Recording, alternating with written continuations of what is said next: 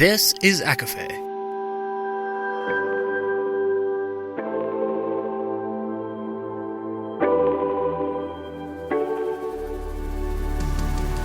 Laura Marie and Jessica Marie proudly present A Court of Fandoms and Exploration, a podcast. Fair warning, everything the hosts say is explicit, full of spoilers and adult content and shall not be used against them. They have opinions. Let's try not to drag anyone for expressing themselves and just have fun for an hour. We all deserve it. This episode contains spoilers from Manacled with brief mentions of ACOFAE and Queen of Shadows. For full list of content and trigger warnings, please see show notes.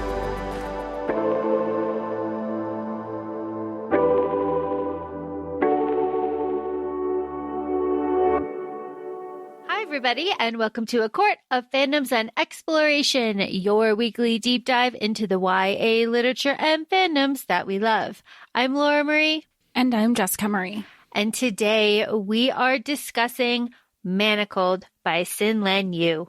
And we have a couple disclaimers that we want to mention right off the bat. One, we're not going to be discussing about JKR, even though fuck you. That's its own thing. And two, this is going to be, we're going to keep it to one episode. It's going to probably be a really long episode. And three, we're just like the conversation surrounding fanfics.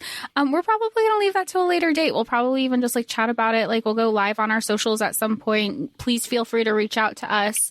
It'll probably be Instagram live so we can both kind of chat. But yeah, those are probably the three topics that we aren't going to directly talk about for here, but we're going to stick to this masterpiece. This masterpiece Manacled. Jess, I told you last week when we were discussing how we were going to start this episode that I was going to ask you a question, and the question was going to be how. And I'm going to give you some more context here. Jess, how did DRACO do it?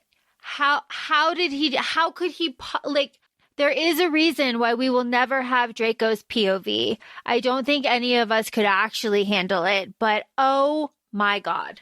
Wait, I'm barely handling it this time. And you, ma'am, you have read this 3.5 times. You read this before the podcast, before we were going to do a podcast episode. And here you are. Like, you were like, I can't get out of it. I'm just going to reread it. And then you reread it again. And I know you did like found the audio on Spotify and on YouTube, which we'll put the links in the, like, how, my question is, how did you do it? How did I do it? Okay, so I read this 3.5 times. I read this I heard it word of mouth a couple years after it came out, and then I was pitching it here for a little bit. And then I read it for the pod once to remember what was going on, once again, because I like to connect, obviously, the end to the beginning. And once again, because I just, hate myself, I guess. But again, I can't get out of it because I love Dramione so much. And this brings me to my other point, Jess. I told you that when you would be done with this, that it would feel more real to you than the books. Has that remained true? Yeah, I mean, even when we were, like, I was sending you voice memos when I've been reading, I was just like, how this would happen. This absolutely would happen. I almost want to say, like, there's a part in Deathly Hallows that you could probably, like, stop and then start this to be canon. Because in a way it is, at least from what I understand of the discussions that are happening in the fandom. It's very powerful. There's obviously a couple ways to read this. You can read it as is, as you should the first time. You should always read this as is. And then the second time, you can read it in order. Like chronological order? Yeah. So starting at the flashbacks and then just going straight through. Okay. I read there's a part in one of the chapters I didn't know, but when the writer, they kind of have like a little blurb before the chapter, and they said like, hey, look, like here's a Google Doc. There's a Google Doc, but they had received feedback from people saying like, there's a rereading this is a completely separate experience once you've already read it. And they were like, don't, like, so some people are like, I don't need the bullet points. This is going to be the order. Oh, wow. Yeah, so it's just a lot to take in, before we jump into chapter 1, just right out of the gate, did you like this? Loved it. 5-star. I rarely do stars on Goodreads. I've tried to get away from that just because I want to just, write a little blurb. Here are my thoughts, and not let my star rating impact anybody who does follow me. I don't know. In that context, immediately 5 stars, not even a question. Everybody should read it if you, especially if you grew up in this world. Yes, 1,000 times yes. I don't know how we're gonna. I mean, you are a queen when it comes to keeping us on track and structuring this, because there's so much going on, and you just want to emotionally react and vibe the whole time. Well, that's a good starting point. If you want to be emotional and vibe, we can vibe in chapter 1 with Hermione, who's stuck in the bottom of Hogwarts. Now, Jess, this is your first time going through this. And I remember from my first read that these first chapters before the flashbacks are very difficult. Just like The Handmaid's Tale was, very difficult for a lot of people to watch because trigger warnings check all of them. Knowing that this was a Dramione fic, though, in the back of your head when you're reading all of this horrible stuff, is really something. So, Jess, tell me a little bit about chapter 1 with Hermione in this cell, knowing what we know. Well, Hermione is, she's in a prison, in a prison cell in Hogwarts. The Death Eaters have taken over Hogwarts, have used it as a prison of some sort. We have a non-favorite, Dolores Umbridge, comes back, and she's torturing Hermione. She's always out to get her. She's just out to get everybody. And Hermione's kind of been on her hit list for some time. So she has isolated her for more than a year and a half, and she's just kind of been torturing and isolated torture Hermione since the battle at Hogwarts. Exactly. And Hermione is, again, alone. She's under sensory deprivation, no light, no sound. She's working out in her cell. Who taught her how to do that? She has memories of the war. All she can think of are these horrible, horrible memories of the war and all her friends dying in front of her. Again, 16 months of solitary confinement, and Umbridge pulls her out, and just geez, what a world that we have stumbled into, because not only is it the magical world that we know, but it is also a mesh of The Handmaid's Tale, which of course we also know and are familiar with. And holy shit, was not expecting any of this the first time. I remember reading about these brain, fugue states that she's in, and specific memory loss that she has. She doesn't remember her parents. All of this stuff is absolutely insane to me. The processing, all of it. Did you have to put the book down a lot initially, because of said triggers? It's heavy, it's dark, it's not the world, it's not the Harry Potter that we grew up with, to an extent, because you had shared with me a ton of fan edits, and I was like, wait, this is totally the world. This isn't just this is from the movies. Did I have to put the book down a lot? No. Did I read with a pit in my stomach? Yes, absolutely. Just a pit in my stomach that would ease a little bit and then get tighter, and you know what I mean? Just kind of like that. Because when Hermione and Draco are happy, I'm happy, and then the pit in my stomach is happy. But then we'll get there. It is quite something. Okay, so what is happening here? Hermione is pulled out of prison by Umbridge, and she's going through processing, and she sees Hannah Abbott, and Hannah Abbott is missing an eye. And it's kind of through Hannah and her gossip that we learn about the breeding program, the High Reeve, and how the High Reeve has murdered every single person that Hermione worked with in the Order. As far as Hannah knows. Not knowing that is Draco is very scary. It's scary that it is Draco. Oh, it's terrifying. I'm going to hold off because I have a comment on that.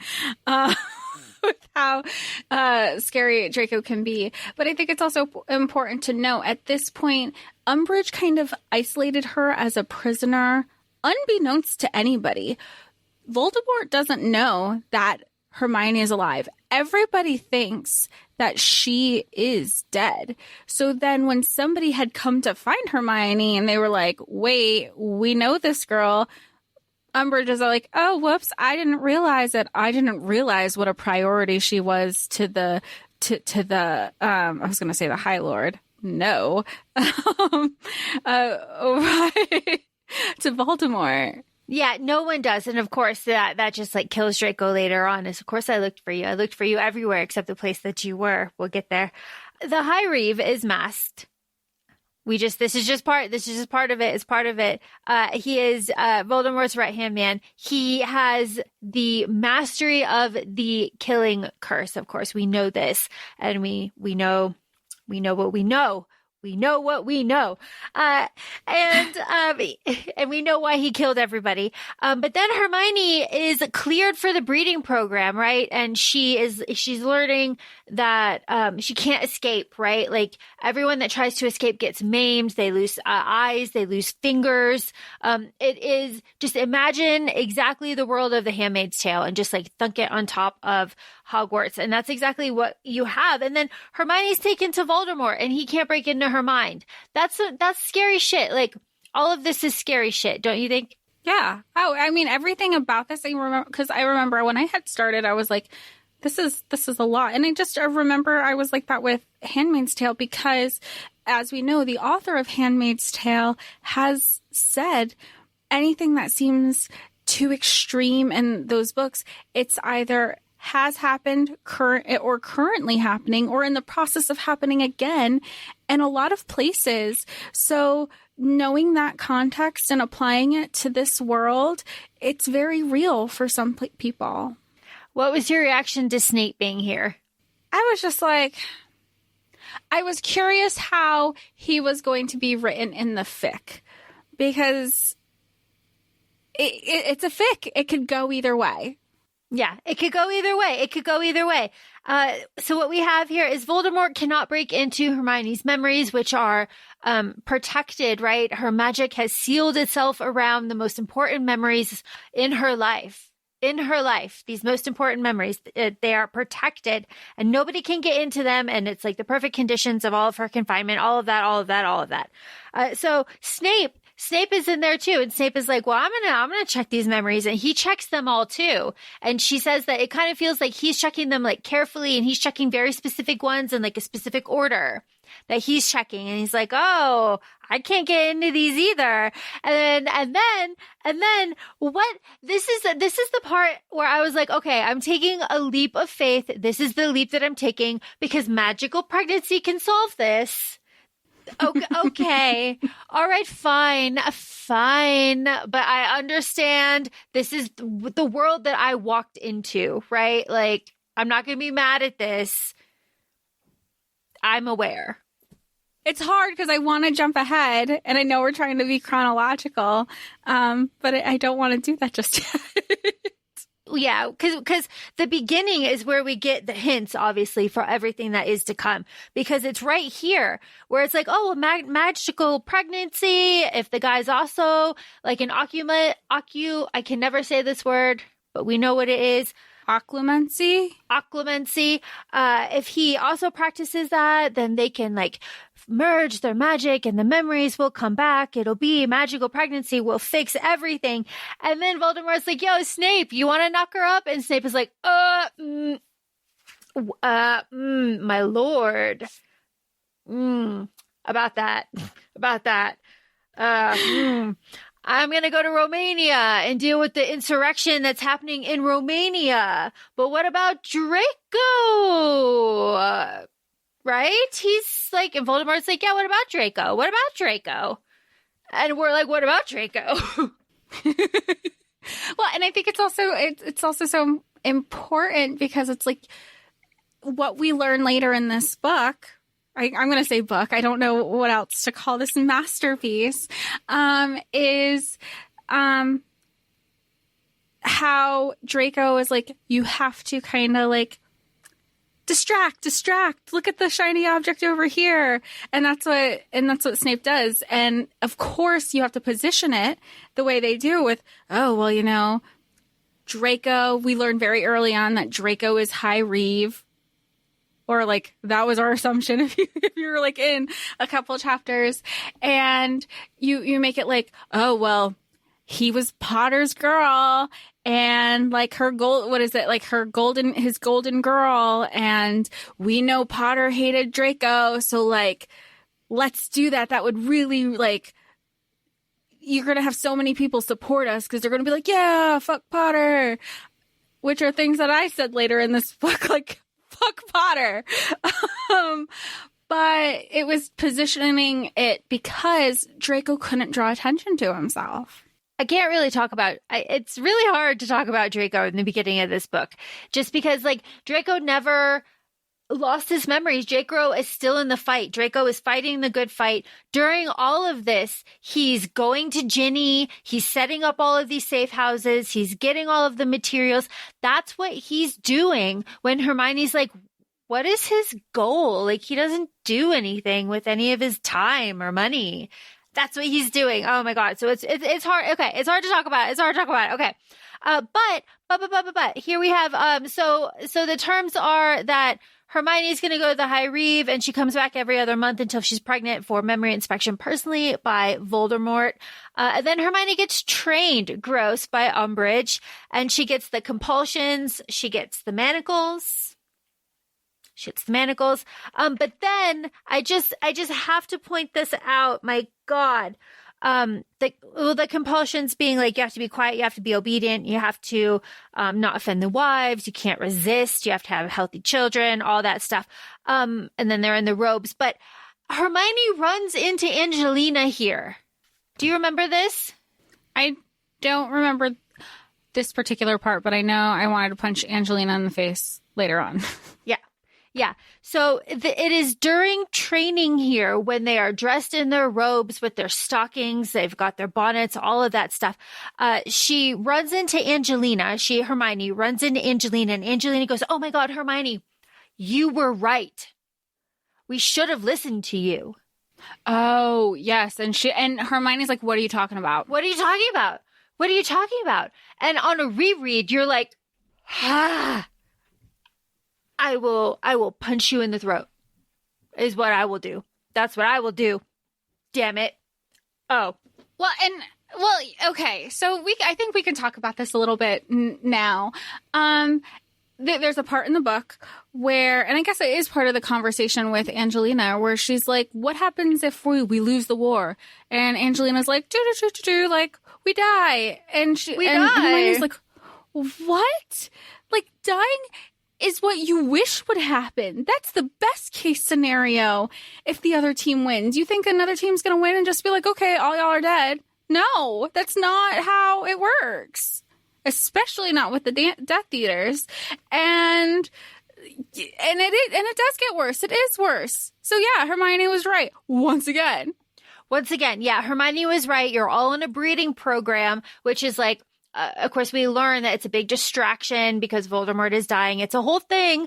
But Healer Stroud is there. And she's like, soon it won't be the Sacred 28. Soon it'll just be magical. It's like, okay. All right, fine. But then we go to Draco.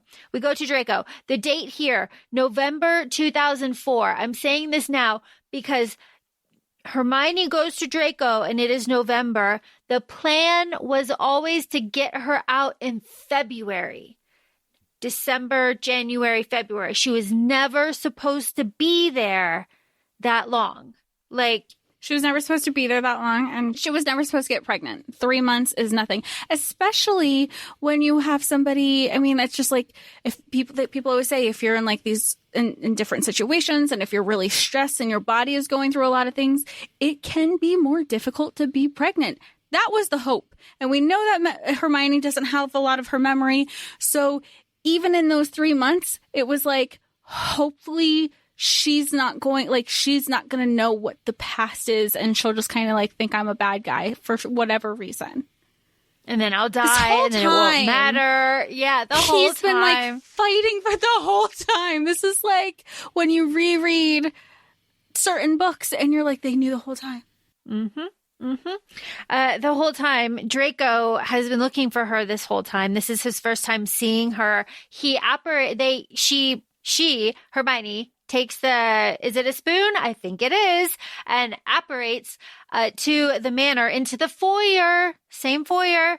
Hello, Mudblood. And she's like, he's older, he's taller. She hadn't seen him since school, right? He's got cold and feral eyes, and he immediately jumps straight into her memories, and he goes in and he checks all of them, pulls out and stares at her and goes, "You have forgotten everything." Like, I feel so bad for him. I'm going to start crying again. I think it should be noted that Jess has been ugly crying, dry heaving, sobbing for hours at this point. Like 12, at least 12 hours. At least 12 hours. At least 12 hours. Here we're introduced to Astoria, who, Mudblood instructions, that whole disgusting kind of thing. Draco is just like give the man an Oscar. I will never read his point of view. I can't do it because what must it be like looking like, I can't. Anyway, she goes to her room where Narcissa is the portrait watching over her. Narcissa asked. She was like, I want to watch over her. And it's just because we know what we know now. First, you're like, oh, here's a portrait. We know portraits go in and out of other frames.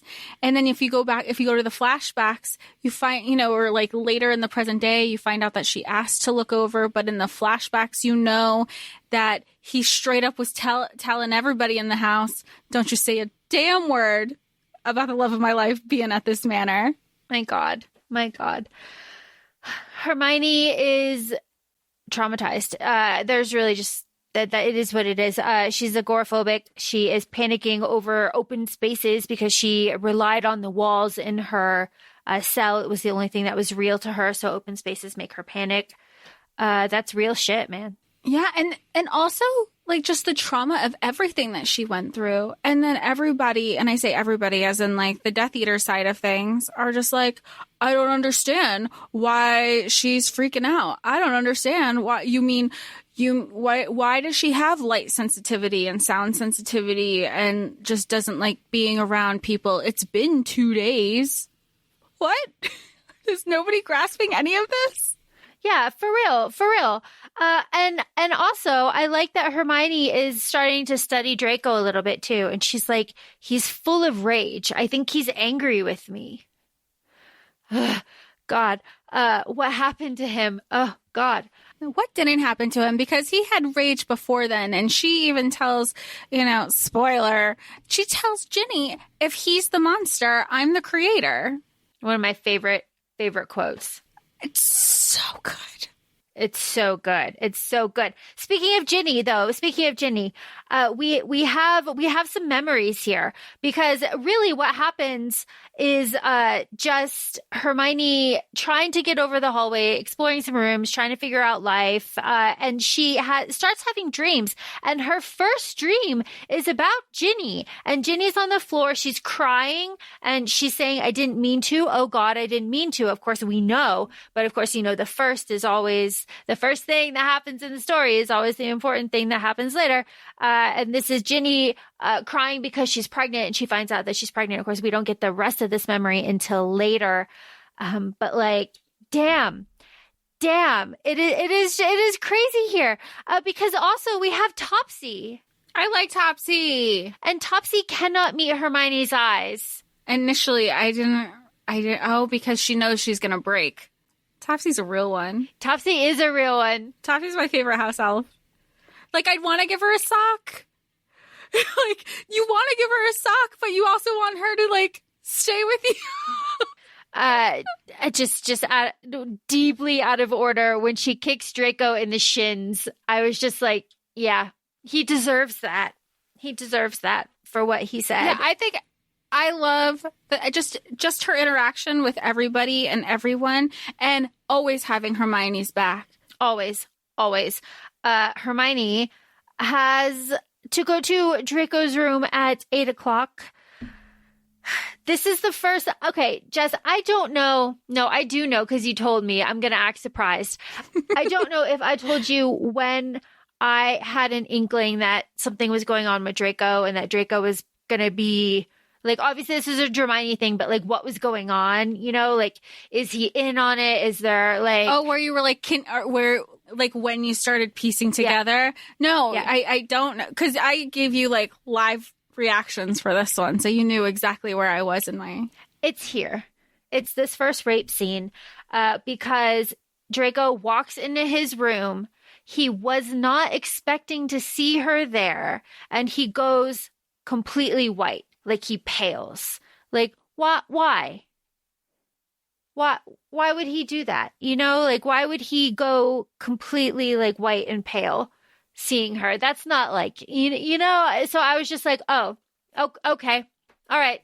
And Hermione is just living off of her memories of how he was in school and like what she was familiar with, what he thought of her then. So she is like, oh, he hates me. Oh, he's so disappointed. And then she's also doubting herself with a lot of her, you know, she's very self-conscious in what she looks like, especially after, you know, being isolated for so long and having a bunch of scars that she wasn't familiar with or how she got them. And she was just, and he's feeding into it. And you know, it killed him. It killed him. This whole first rape scene just destroyed him. You know this. He had to chug fire whiskey to even approach her, right? And then he's trying in a cruel way to see if he can like jog her. Are you a virgin? Is that something that you remember?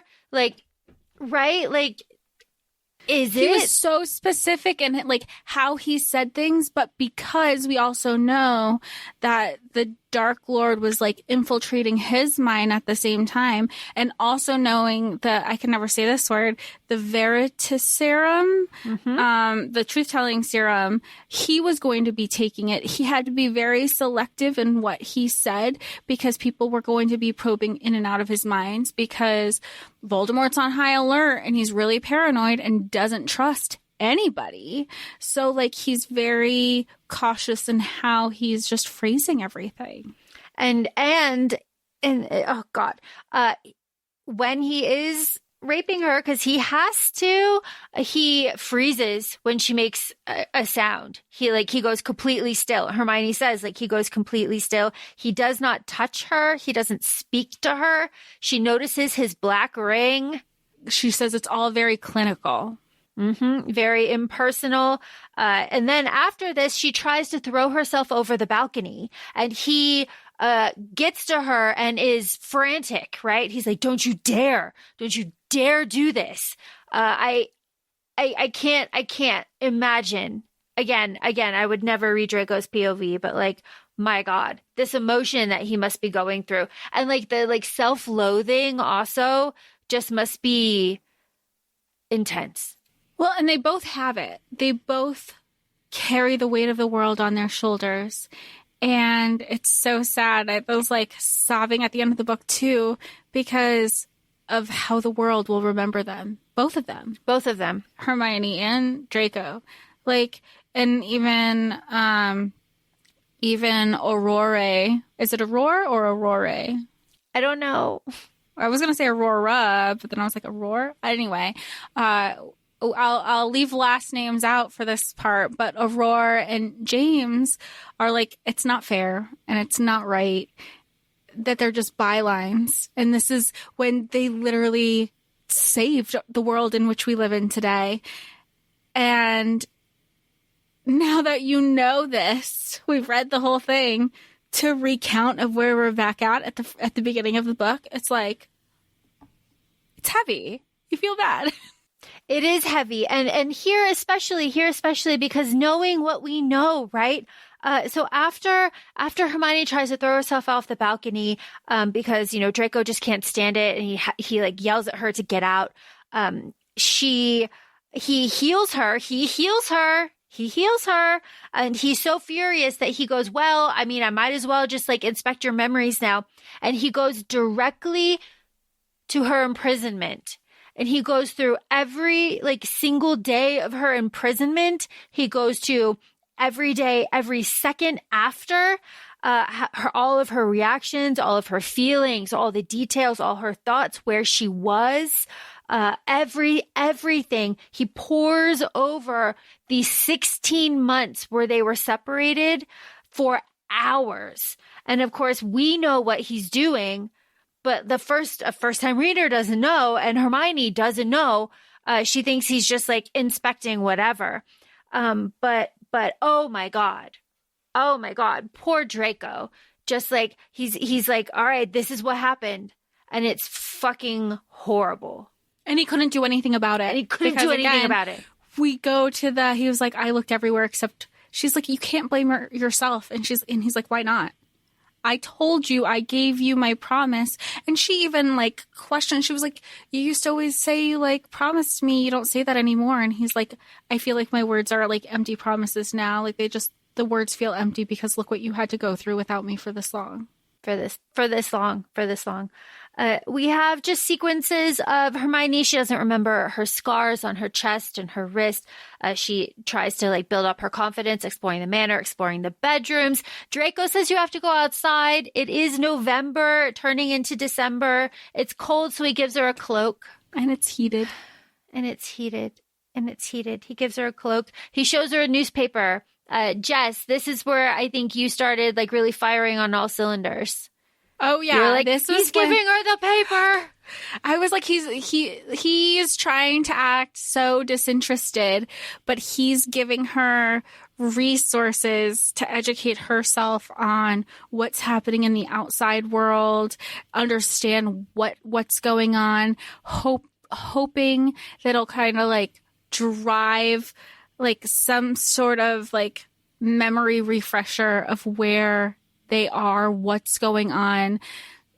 And it ultimately is just like his cry for help, to be like, this isn't me. This isn't us. Please know that this is just an act. After Hermione kind of panics here and she runs, she panics, her feet are bleeding. And this is another instance where Draco pales again. His like hands start shaking. He can't stand it. He heals her feet. And this is again, Hermione reading the Daily Prophet. We get these memories that Draco killed Dumbledore. And she is just like, she cannot remember like fuzzy things like the war, especially the last year, and her, panic attacks are calmed by Draco. And that's something that really annoys her in the beginning. She's like, oh my God, why? It must be the compulsions. Of course, Sure. But it's a whole thing. And it is during these panic attacks that Hermione is having that Draco is just like sitting on the veranda. He cannot like help her. Because just as you mentioned, like everything that Draco does and sees is being reported back to like so many people through the occupancy. So he is just sitting there and he's watching her freak out and he's like holding the paper and his hands are pale and he's like shaking doing this. And I was just like, oh my God, Draco, what is going on with you? But Hermione isn't pregnant and we have this first Stroud exam. I hate these exams. I feel they're just so invasive. But I love that Hermione, they were like, anything I should know? And then, Hermione's like, well, I was physically raped 5 times and I was mentally raped twice because of the occlumency, or like the legilimency.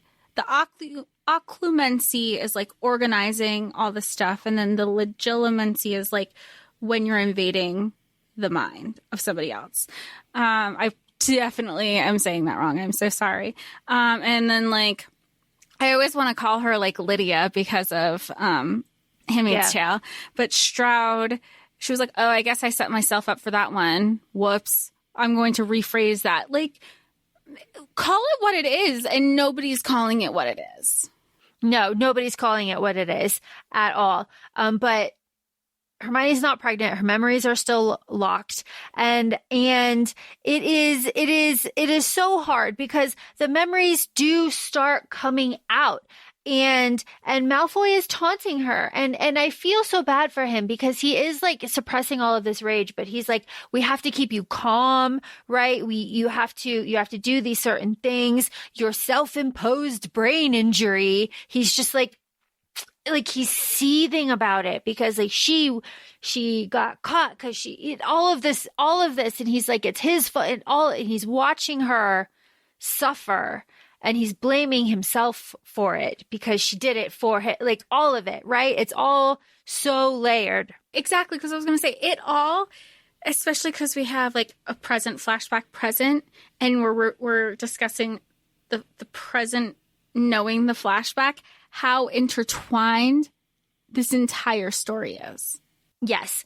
And we get a little bit, talking about intertwining stories, we get a little bit of backstory from Draco, because we have, Draco killing Dumbledore. He's like, yeah, and Voldemort had dinner with me and my mother that night. It's like, oh God, knowing what we know. It's like, all right. But then I'm just going to give us a little marker. Here we are at chapter 10. We have a Harry memory, our first Harry memory. And he says, what happened to us? And Hermione goes, a war. Well, yeah. Like, he's great memory. And sometimes her memories mostly came in dream form, right? At the beginning. Yes. So, yes. Yeah, because she hasn't been like out in a coma or unconscious yet. So, yeah.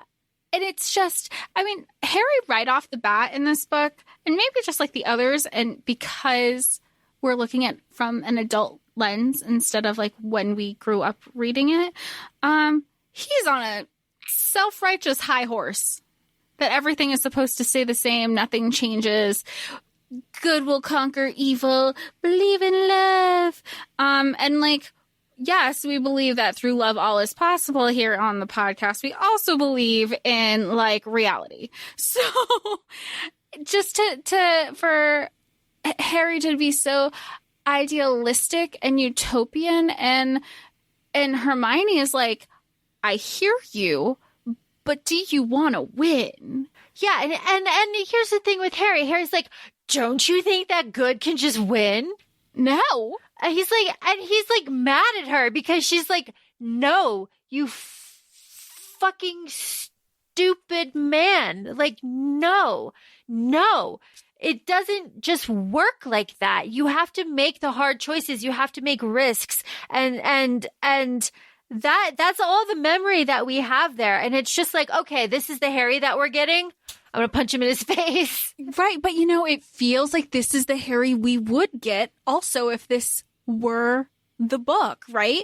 Because it also makes so much sense why, later in the book, you have Draco saying, I cannot save an army who is never willing to pay the price victory demands. I am so sick of watching you, he's talking to Hermione, pay it for them. Because she is. She's the only one. She's seeing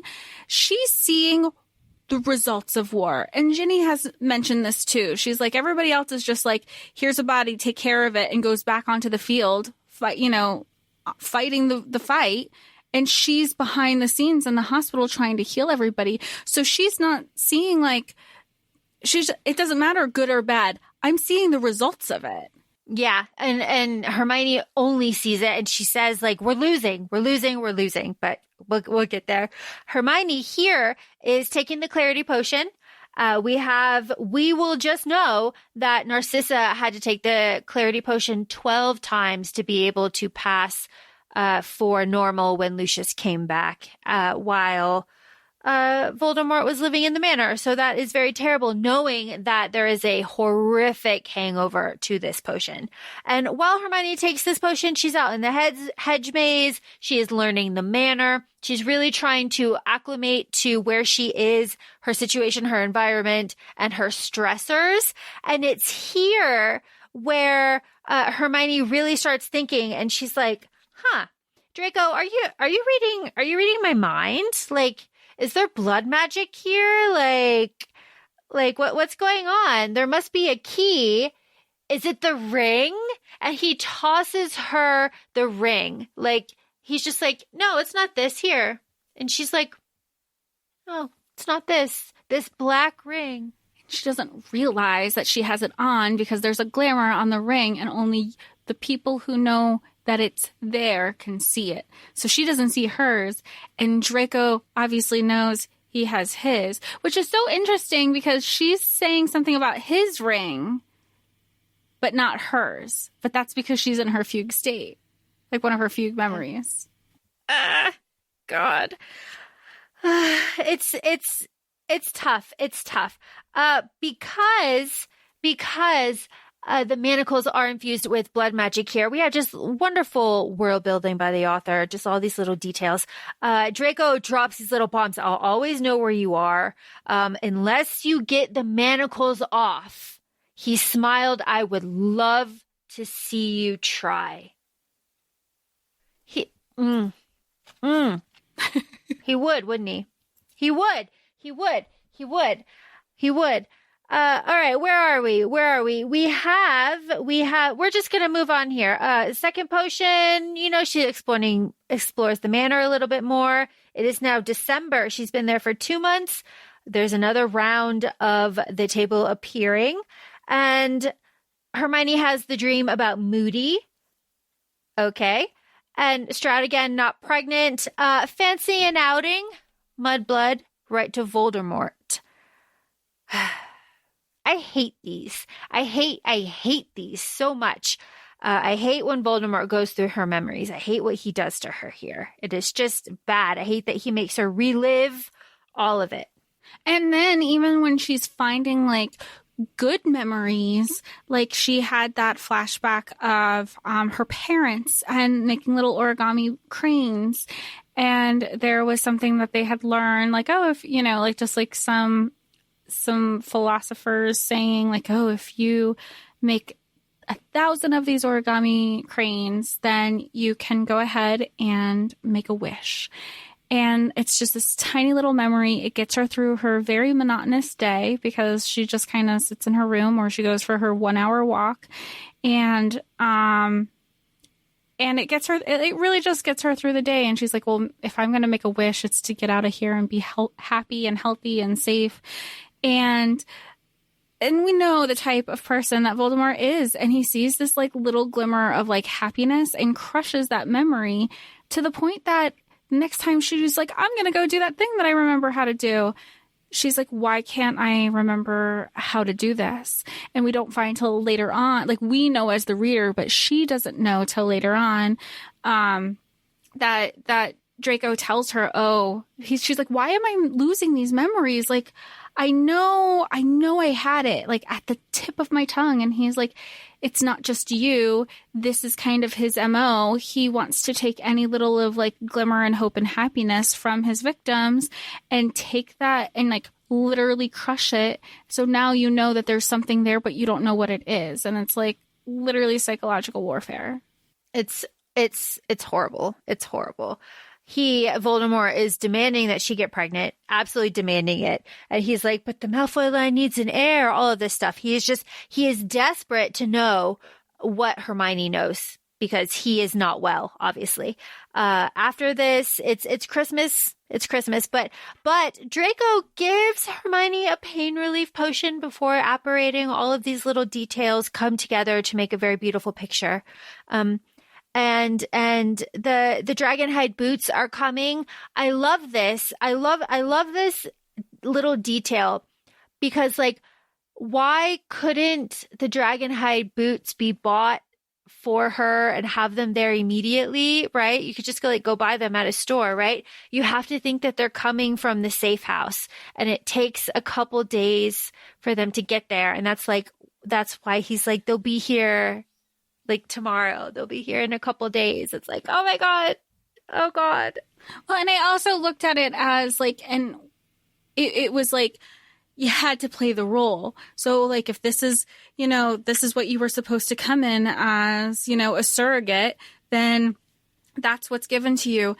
And then because of her agoraphobia, she wasn't going outside. And then you have like, well, she needs to get outside. We have to make sure that they're healthy. And so he painted this picture that everything being with her was an inconvenience. If you have these crappy shoes, I have to change them every day. Like, that's an inconvenient thing for me. You're wasting my time. He had to make it seem like he gave not a single fuck about Hermione. So anybody who's peering into his mind and all the eyes that are watching don't think he gives a fuck either, because how many times does Hermione notice when she's outside? She's like looking back at the manor, and Draco's like legal wife, Astoria, is like peeking out the window, being like, what's going on out there? And she's like, I have met her all but once, and she's creeping real hard, and I didn't do a damn thing. Like, I don't want to be here as much as you don't want me here. I enjoy the confrontation with Astoria for a lot of reasons, but we'll get to it. Oh my gosh. But that is coming up so soon. Hermione confesses to Draco that she can't speak until she's spoken to, and that like really upsets Draco. It's another opportunity where he just kind of like goes completely pale and just like loses his shit. And he's like, well, I will send a house elf then, and we'll work around that. Like, she will speak to you, and then we'll work around that. This is where Hermione gets the paper, the calendar, and the crane starts happening. But then we're at New Year's Eve, and Graham Montague walks in to her fucking room. Like, whoa. Whoa. But before that, we have Astoria having an affair. We have the party. We have all of the surrogates at the New Year's Eve party. And we have Draco there talking with Umbridge, and he is staring at her necklace. And I was like, because like knowing what we know, I was like, oh, there's our last order member. What I also like about this party, it's like Hermione is feeling, I don't want to say more brazen, but she's like exploring. She's like, oh, there's a party. Oh, I hear music. What's going on? Right. Like, she gets out right when she opens her door. She sees Astoria having an affair against the wall. Turns out to be Montague. And she's like, oh my God, what the hell is going on? And she's still watching. And she's like, crap, now Draco's going to read my mind, and he's going to see that his wife is cheating, and then I'm going to get blamed. Like, she's all so nervous. And then she's like, I wonder who all's at this party. And she's like, oh, all the other surrogates are at this party, because having a surrogate is a status symbol for, the Death Eaters.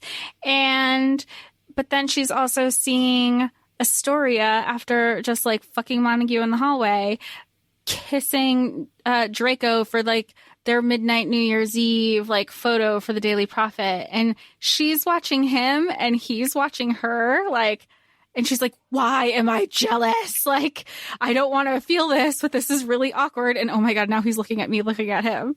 Yeah, it's like, oh God. And then he's waiting for her at 4 a.m. in the hall. And he's like, why is Graham interested in you? Like, what is going on there? She's like, I don't know. Like, I don't know. But you're right. The kiss in the paper it's supposed to be very sweet and like very magical. And the detail of like, he runs his finger over her like lips and stuff. Oh my God, Draco, stop. I love this next part, because we have a little bit of vulnerability, like Draco cracks a little bit in this next part. This is where Hermione takes the last dose of the potion and she explores Lucius's wing of the house because the door to the drawing room is left open purposely by Astoria. And she sees the cage, Hermione sees the cage in the middle of the room that Draco can't remove. That's all confessed in chapter 54. But here we have Draco coming in there, and he's the quote is he's pale and raging, and he can't get out of he can't take the cage out. It's corrupted the ley lines. This was hard. This was hard. I feel so bad for Draco all the time. All the time. All the time. Like, I can just start crying. This feels like, in ACOFAE's chapter 54, where you're just like, he knew the whole time. Like, Draco knew the whole time, too. And it's so hard. I mean, it's funny because this potion helps her with her agoraphobia. She's not like, she kind of gets like that confidence for a few hours to like do what she needs to do. Whether it's just like being in a healthier state of mind, kind of becoming familiar. And Draco, when she's sassy and not showing any fear towards Draco, internally Hermione's like, I like this version of me. And that Draco is like, I missed this version of her.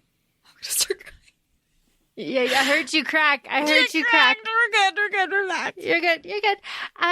Here we have Draco being like, oh, are you composing a psychological sketch of me? Is that what you're doing? Of course, we know that got him very angry in the flashbacks and all of that stuff.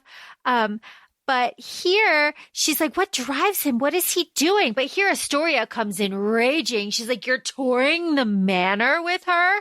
Draco's like, yeah, like the door was left open, bitch. Like, what were you trying to do?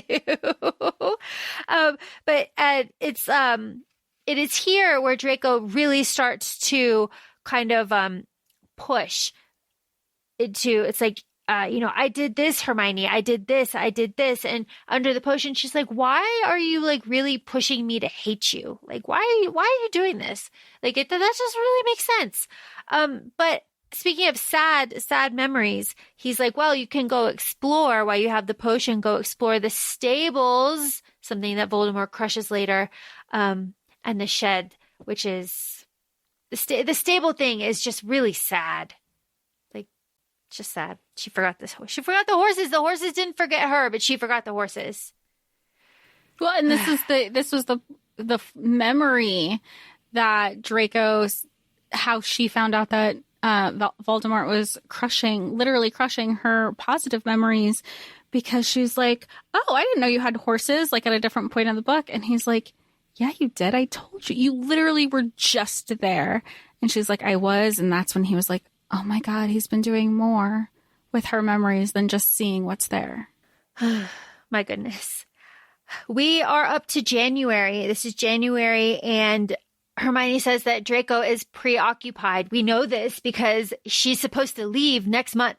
She is supposed to leave next month. So Draco is just like, he's never there. He is not paying attention to anything. But Stroud is like, yo, why do you have no sodium? Like, what is going on?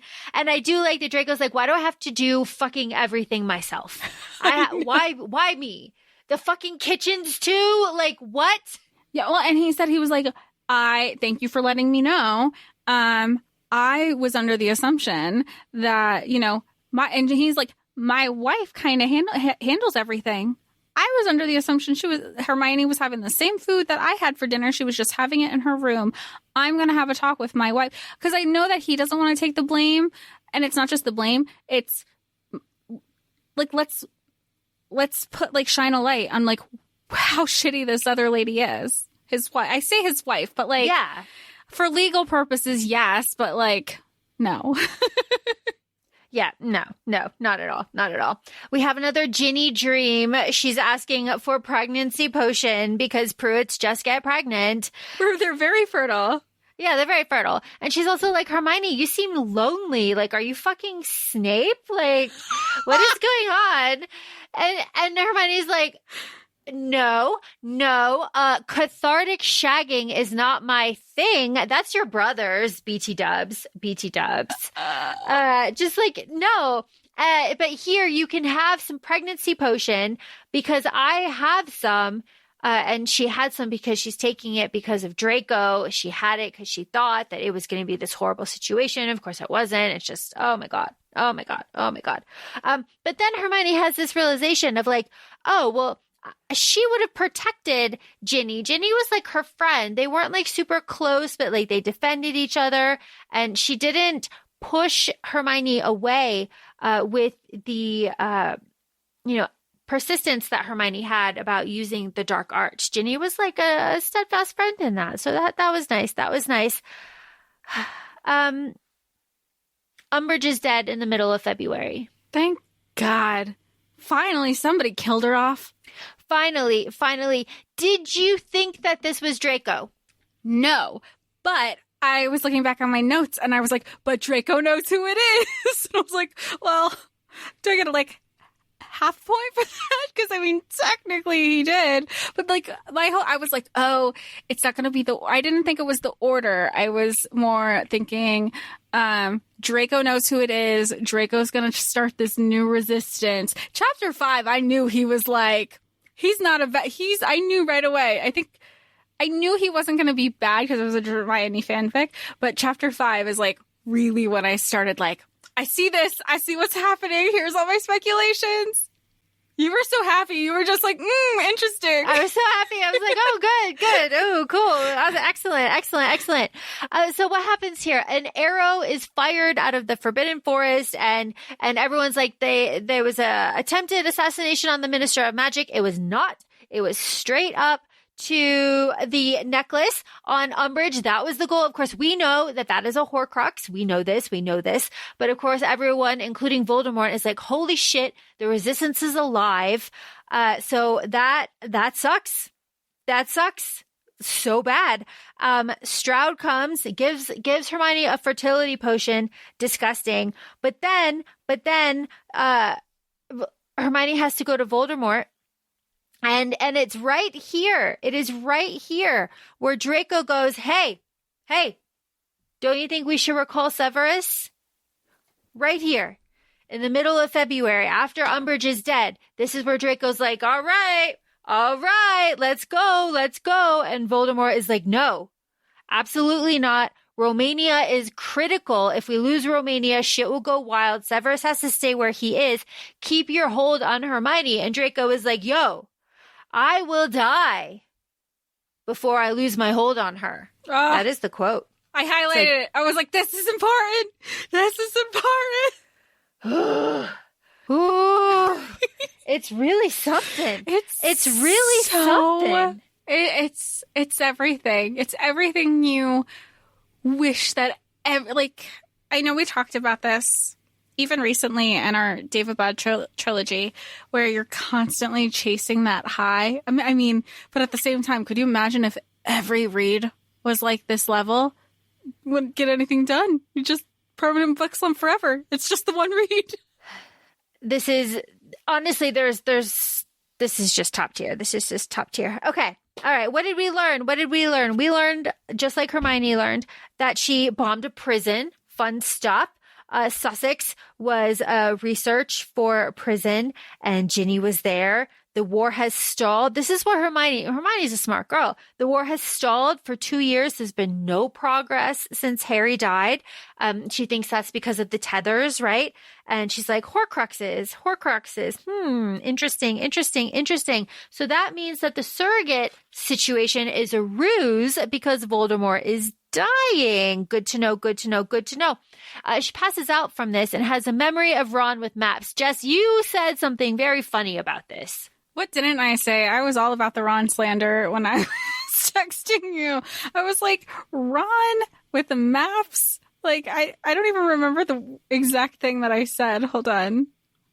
I said, in no world can you convince me Ron is smart enough to read a map and catch up on the raid since he's been gone. Since he's been gone. Yeah, because he has turned his chess, prowess into strategy, but takes every loss to heart. Once I make my move, you're free to check the game. No. Oh, my God. It's amazing. It's amazing. It's amazing. Oh, my God. All the Ron slander here, though. We like all the Ron slander. I hate this. I hate all these interactions with Ron. It's so bad. He's like all these risks, like all these casualties. And then we have this like little tidbit. She's like, I'm sorry, I didn't mean to hurt you. And I disclosed that information about the knife. Of course, this is when he had to like cut off like parts of Ginny's face to get like the necrosis curse off of that, all of this. It is here that Hermione has her first stroke and she doesn't understand or recognize who Draco is. And then we just have kind of background information, right? Just a little bit of world building that we have going on with Draco. Like she's talking about like you couldn't get into hospitals during the war or banks because the order was classified as terrorists, and long goodbyes were killing people. They couldn't just leave. They couldn't just leave. Long goodbyes were killing people. Hermione didn't want to be a healer, but she did. She was the only one that was qualified. My note here is idealistic bullshit from everybody, but everyone is dying and Hermione is isolated with the only one that is caring. And she didn't fight because she was too important to the order and the only one that was qualified with healing. And she said pretty regularly, if not me, then who? Yeah. Because everybody wants to be like a physical front of the line hero. And she's like, then who was going to stay back? Who else was good at potions? Like, it wasn't because she didn't want to be on the front of the line. That was never the case. We've known this from 7 books. But she was like, but she's also being the practical person that she is. She's like, well, who else is going to do it? Nobody else is asking these questions. And some of these things also just came natural to me. I had an interest in potions. I had an interest in healing, and I was good at it. Yeah, and she was the best at it. Of course she was. She was the brightest witch of her age. We love her. She wakes up from her stroke. She remembers, what's going on. She looks at her reflection. She says she's a vibrant corpse, like she's healthy, but she's like a corpse. She notices that Draco is wearing body armor, just like she told him to. He shows her the paper that says peace talks are soon. And she's like, how did you guess this? And she's like, oh, well, I specialized in, deconstructing dark magic, and like magical corrosion is cellular and it eats the body. So eventually Voldemort will fade into nothing, but he's still fucking powerful. And then she's like, nobody ever said like Shacklebolt was dead. Like, is Kingsley dead? And this is when Draco is like, yeah, Kingsley's dead. I killed him. He was in my way. Bam.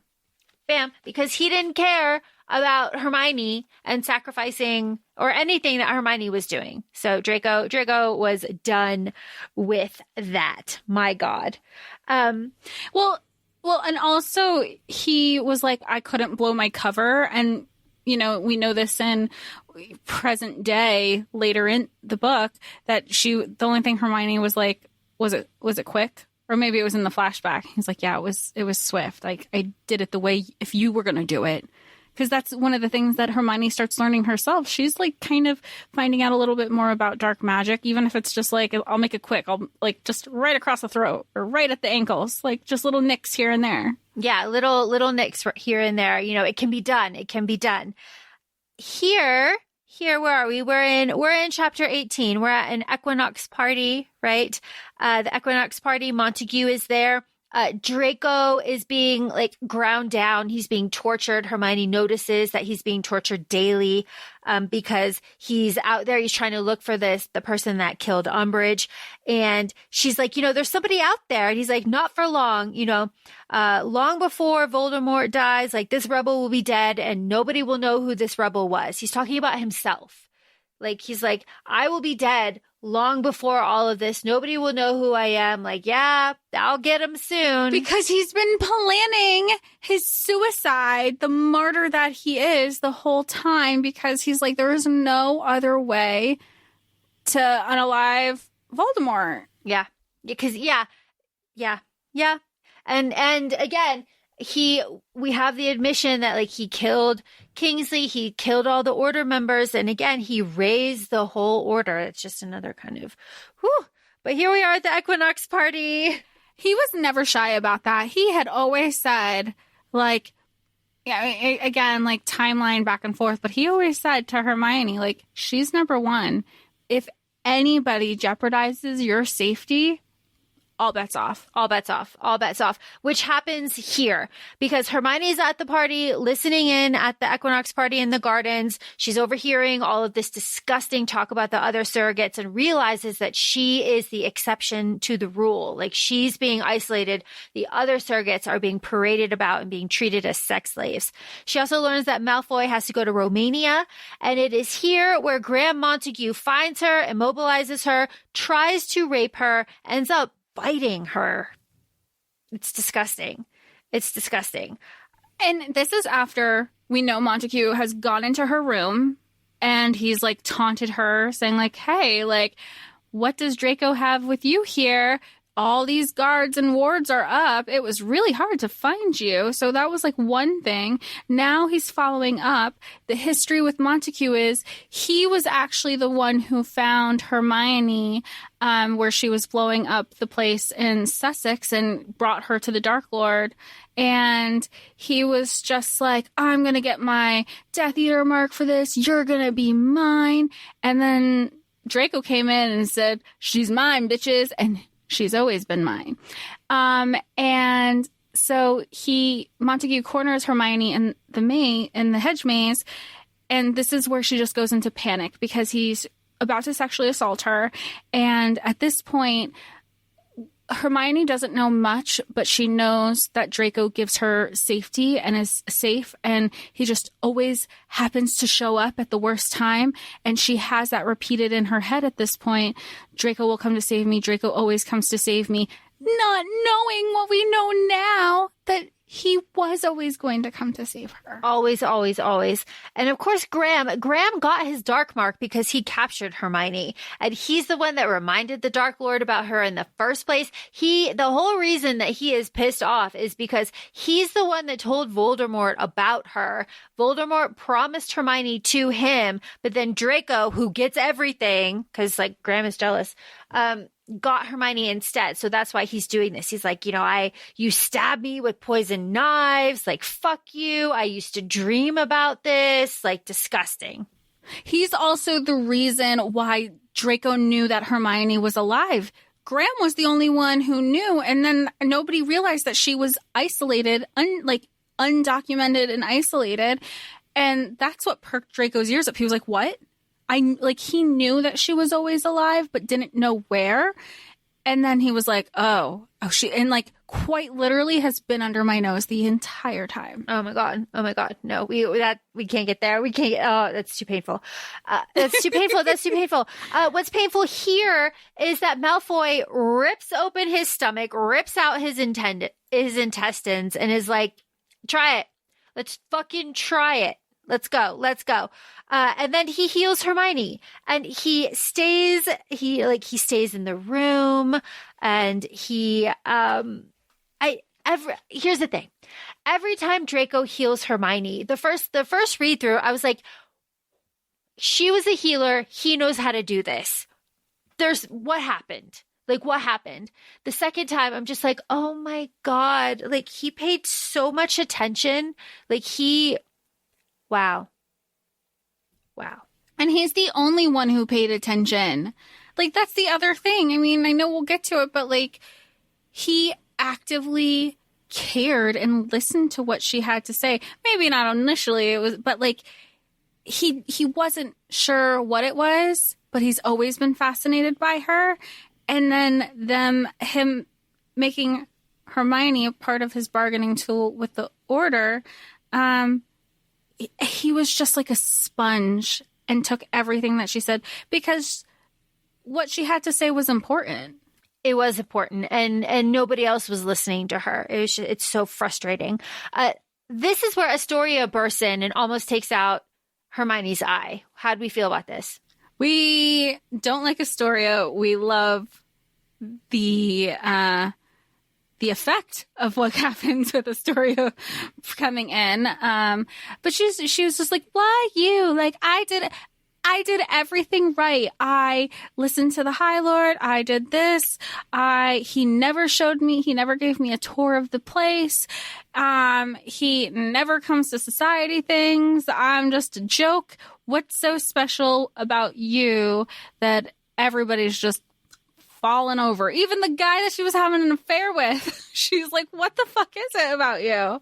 What the fuck is it about you? And she almost takes out Hermione's eye, and then crack, the manor shakes, and Draco apparated across continental Europe.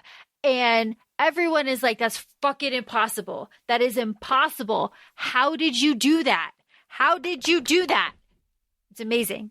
I love it. I love it. Because you Draco Malfoy. Because you Draco. And what does Draco do? Draco like throws Astoria against the wall. And then he heals everybody, and he's like, Hermione is important. You are not important. If you touch her, I will kill you. That is not a threat. That is a promise, Astoria. You are a decoration at best, and I do not want to see you. It's like, oh. Yeah, absolutely. And to cover his ass, he's also trying to be like, and the Dark Lord wishes it. Didn't wish any of this on you.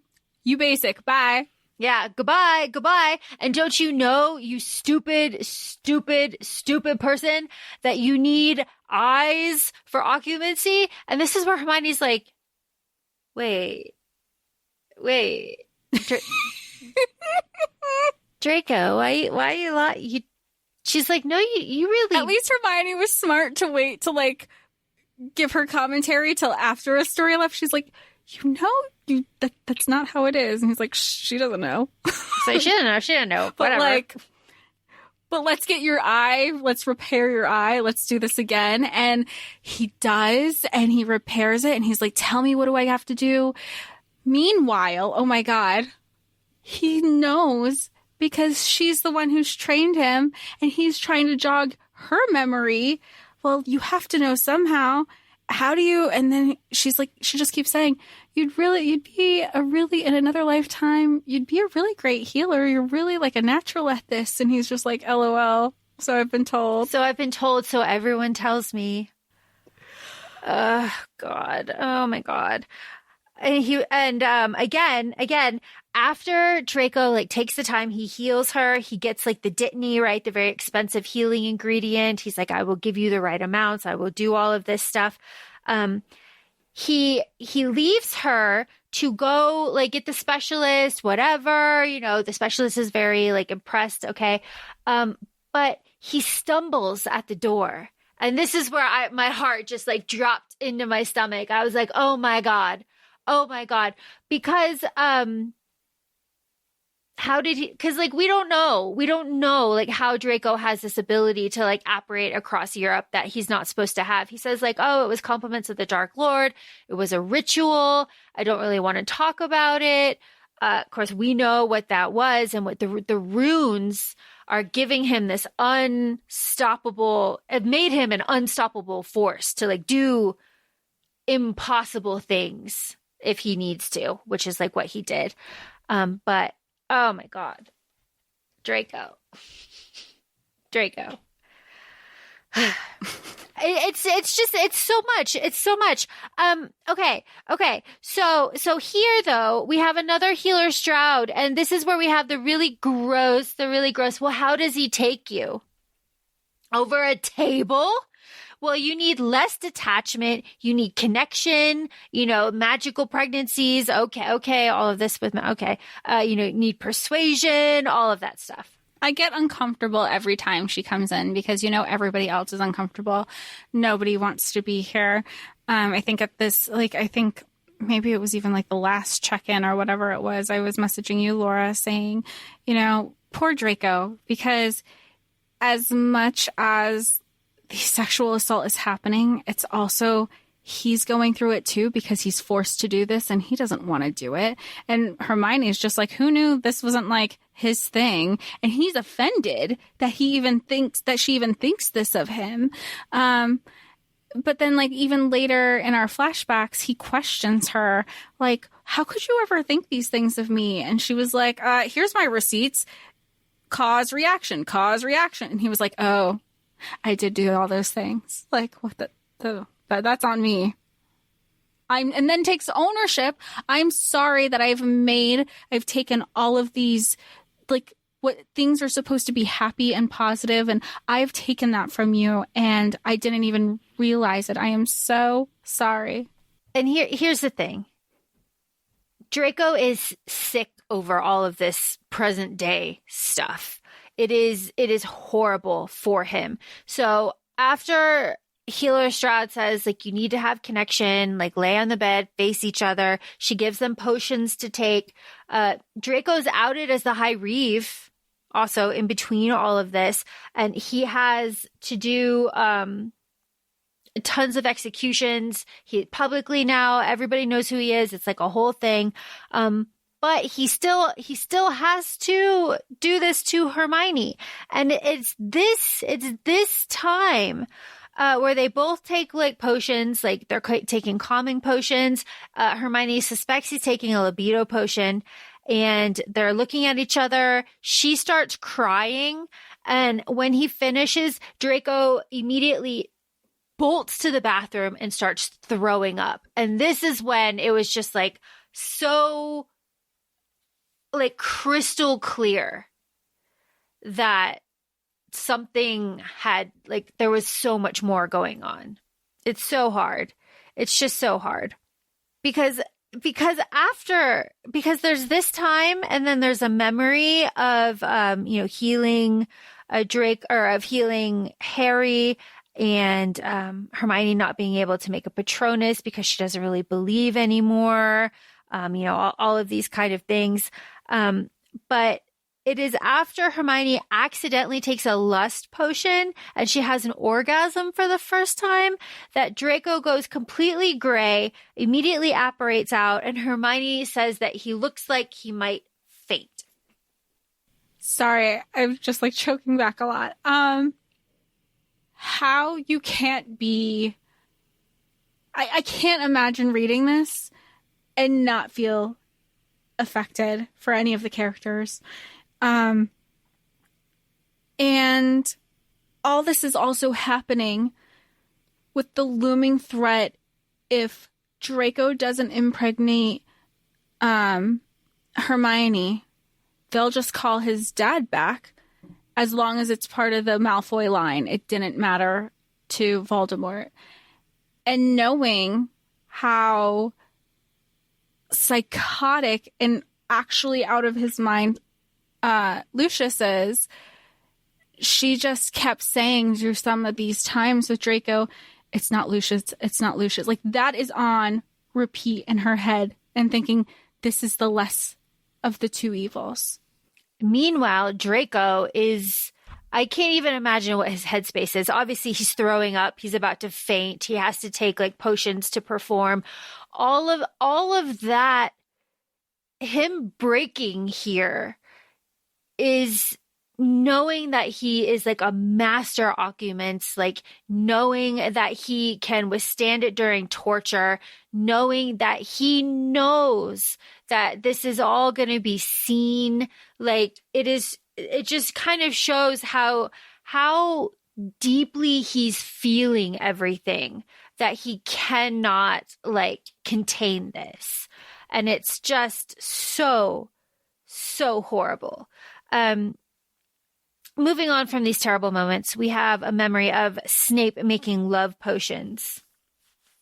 Fun stuff. I like that we have the little sprinkles of memories and then the full memories in the flashbacks. It makes the connections a little bit more fun. Here we have Hermione musing about Draco, about like, how isn't he dead? How can he do all of this dark magic? How isn't he insane? How isn't he corrupt? How isn't he dead? Is he taking something to keep me from being pregnant? Hermione is doing all of the thinking. Why would he not want me to be pregnant? What is going on? She's asking the right questions, but she's not connecting the dots. Not connecting the dots. Drunk Draco. He's breaking. How he hadn't broken at all before this is just, wow. But we know from the flashbacks that, Draco, they were like talking about like the types of drunks that they are. And Hermione's like, I used to be like a really fun, really talkative drunk. Like y'all did not want me drinking at pubs and like in the Muggle world because like I'm just going to be spilling all the tea. And then she was like, so I always kind of kept drinking, here in our world. But then after the war, she became a crying drunk. Like she just cries all the time and she just feels like she's a big crybaby about things. And then Draco is sharing with her, well, when I drink, I'm angry. I'm vicious. I say awful things. And we know that, and then even in the flashbacks, he goes, I'm not going to drink with you because he's trying to like have some self-preservation for her because he's caring about her. And that's like what we know. Yeah. And like we know that now because it's a flashback, but like you're seeing him like, what's the trope? Anybody but like, I'm nasty towards anybody but her. That's Draco. Yeah, that's Draco. That's Draco. I like this drunk kiss because there's a passionate moan here and both of them freezes and they're just like, oh my God. And that's when Draco like flees because he just can't. He takes a sobriety potion. And this is where Hermione starts to break. She's smashing her head into the window. She's hurting herself. She's saying, I have Stockholm syndrome. Like I have all these feelings for you. She's like, it's pathetic. All of these things. I'm just so lonely. I'm so isolated. And this is where Draco's like, look, you don't have Stockholm syndrome. And then he's trying to be mean. He's like, no one appreciated you. Like no one, like I don't want you. Like all of this stuff, like Colin, all of this stuff about Colin. But then we have the revelation that Hermione is pregnant. Like she's pregnant. And we have the whisper of, I'm sorry, Granger. And you're just like, oh God. 3 weeks later, she's like still getting really bad headaches. And this is where we learn like Draco's mom almost died in childbirth. So he's like hovering and he's bringing all the doctors and, he's massaging her hands and, all of this. She's getting memories of like Moody and Tonks. Because she's crying, she's sleeping, and that's all she's doing. She's not eating. And he's like, you can't keep living your life like this for the next 9 months. Exactly. And then we have chapter 26, flashback 1. These are our flashbacks. Hermione's pregnant. She is in a coma now, right? She's in a coma. She starts talking to Draco about his mother, all of this stuff. And this like red bleeds over her. And then she's in a coma. And then we have like 40 some chapters of flashbacks, which we will cover. We can do it. And it gives us a very set time date. So this is 3 years earlier. This is March 2003, 6 years after the death of Dumbledore. Okay, let me just start here. Did you expect these flashbacks? No, I did not expect flashbacks till you told me chapter 26 is when it picked up, and then I went into my Kindle and I went to the bookmarks and it said flashbacks, and I was like, oh. I mean, I didn't know much about this fanfic to begin with. So when I saw that it just says flashback and it just says flashback 1, flashback 2, like that's how it's kind of set up in the Kindle. So I was like, oh, we're gonna know more. Like I was really excited. But like it was just a formatting thing, because you had say like, oh, I'm on chapter 46 or something. And I'm like, what chapter is that? I don't have that here. Yeah, the formatting is kind of wild, but like the flashbacks start at chapter 26, flashback 1. We have just like, oh, it's fun. Lee Jordan, Charlie, Katie Bell, Seamus, all of these things. We have Harry, no killing curses. We all have to be good. Light can win. Light can't use dark, because then we'll be dark. Harry's whole thing is we have to vision ourselves on the other side of the war, all of that stuff. But then Moody, an opportunity has come up. The Malfoy boy wants to avenge his mother. Yes, he wants to avenge his mother. Malfoy's going to turn. He wants you. He wants you before the war, and he wants you after the war. You're his contact. You cannot tell anybody. Minerva, Moody, Kingsley, and Snape all know about it. Nobody else. Oh, and you have to be willing. Which I also respect that like Draco was like, this is the clause. Don't force anybody. Like, I'm not about that. They have to willingly come to me. Yeah, like that's fucked up. That's fucked up. So these flashbacks are all like pretty intense, right? So we have a lot really kind of in the beginning. Like Harry has to believe in a life after this. Hermione is very jaded. Bravery and friendship aren't enough. She has really lost her friendship with Ron and Harry over her wanting to use the dark magic and dark arts more. And it's not working. The war is losing. Harry and Ginny are like kind of together. They're like fucking a little bit. And things are pretty shitty. So they need a break, and they think that Malfoy will be the break. And it is. And she has to hide it. And then they keep shit talking her. You don't know what it takes. Meanwhile, she's the one that the only reason that they're winning is because she knows exactly what it takes. And yes, she's jaded, but you have two extremes of people on the order here. You have, I don't even want to say like Hermione is an extreme. She's a realist. She's not completely pessimist, but she's like, we got to get our shit together. We can't just Expelliarmus and get their wand out of their hand thinking we're going to win a war. And, like, the other side is, like, good vibes only. Yeah, it's not going to fucking happen. Yeah. Yeah, like, that's just not how it works, like, in the real world. It doesn't happen that way. So, and then, like, you have McGonagall being like, you shouldn't do this. I thought you wouldn't do this. Where is the line? And Hermione's like, I'm in the fucking hospital. There's no line anymore. Everyone is dying. And you presented this to me. Mm-hmm. Like, that's what I don't understand about the four people. Like, I say, like, the four adults. I'll use in air quotes. With Kingsley, Moody, Minerva, and Snape. They're all like, what happened? What did you do? Why would you do this? Y'all told me to do this. Basically, you basically said there's no other choice. This is the only way we'll get ahead. And the four of y'all are the only people who are openly admitting that what you're telling me is not what you're telling everybody else who's actually on the ground fighting, that there's not a chance in hell we're actually going to win this. Yeah, and the secrecy ends up fucking over everybody at the end, which is just so frustrating. Oh my gosh.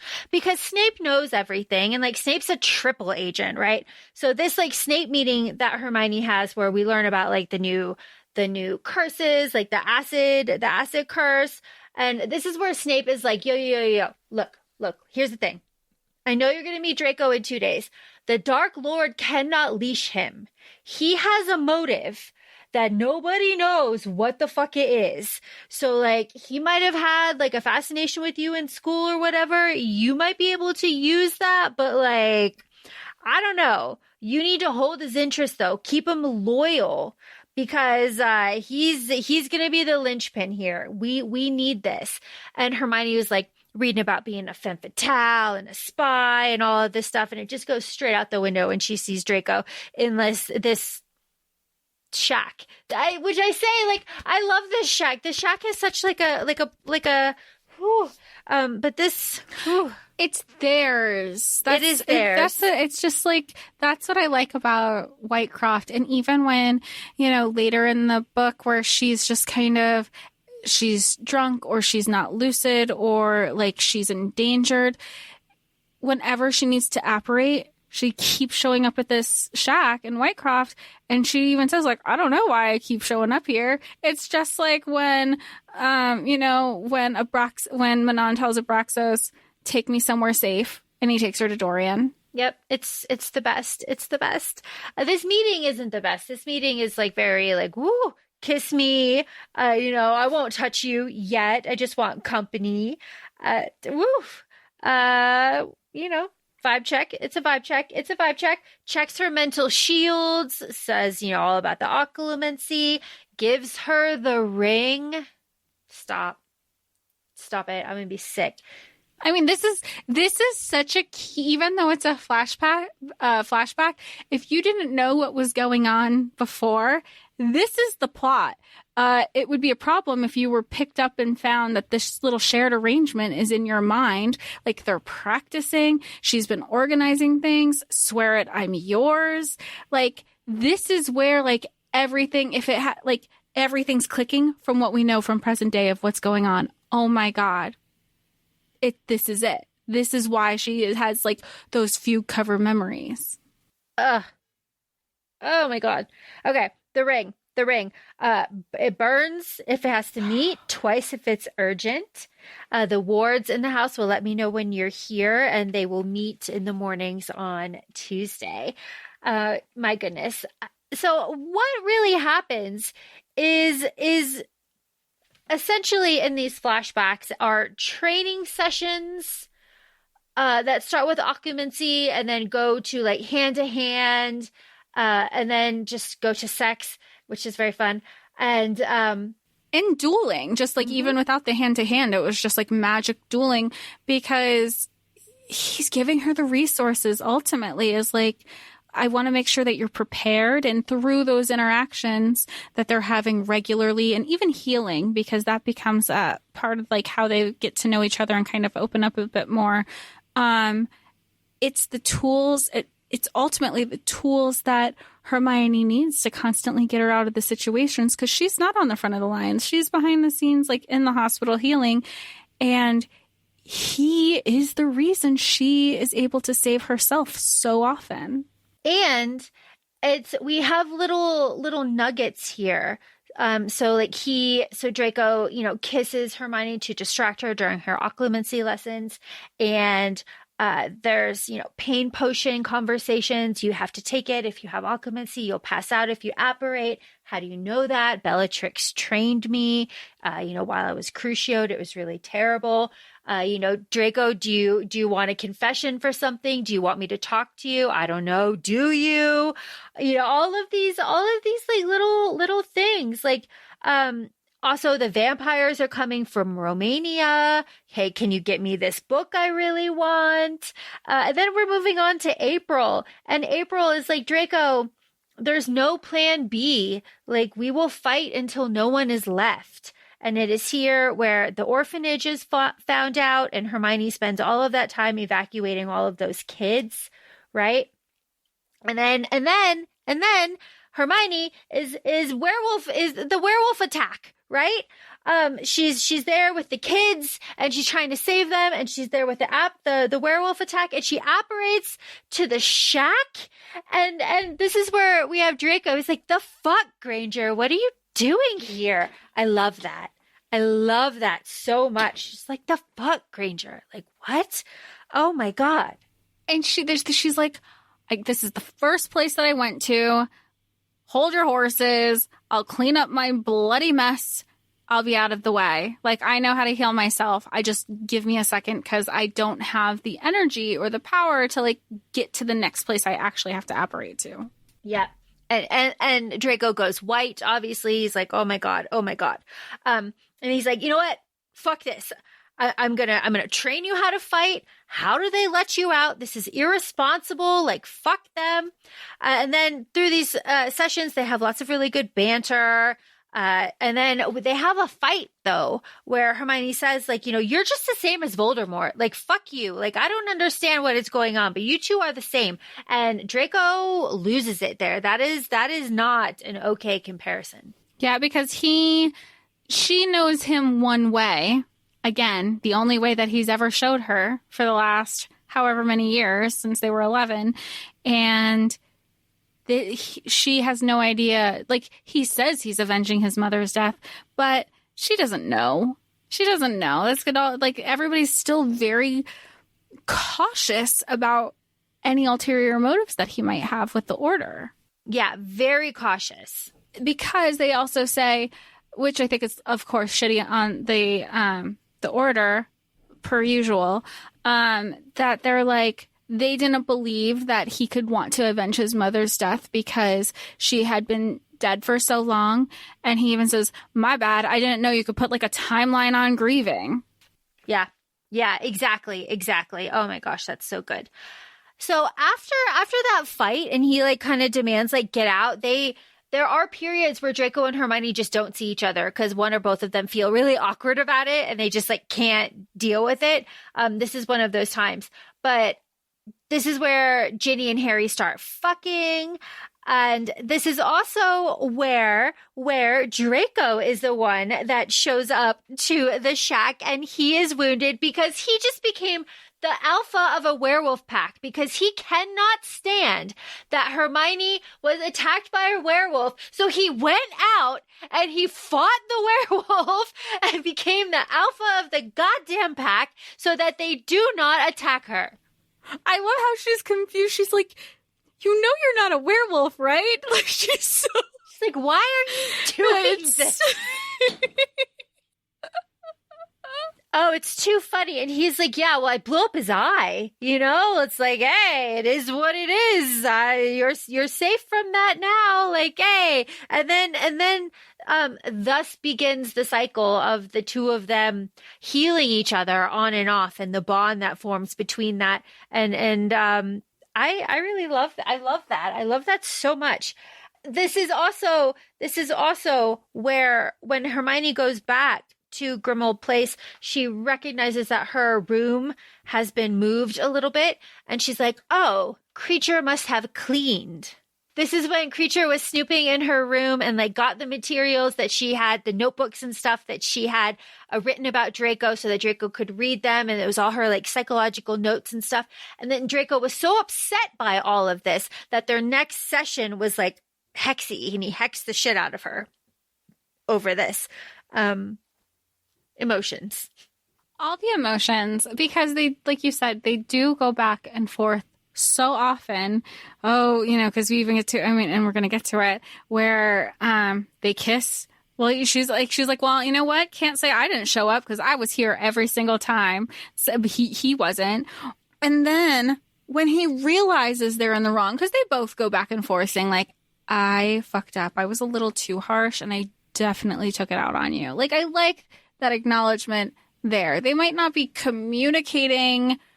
They might not have the best communication, but they're communicating in the way that they know how to based on the circumstances at the moment. Yeah. And the circumstances at the moment are that Ginny's asking for the pregnancy potion. We get the full memory. Not cool. And she says that the hospital is worse than the battlefield.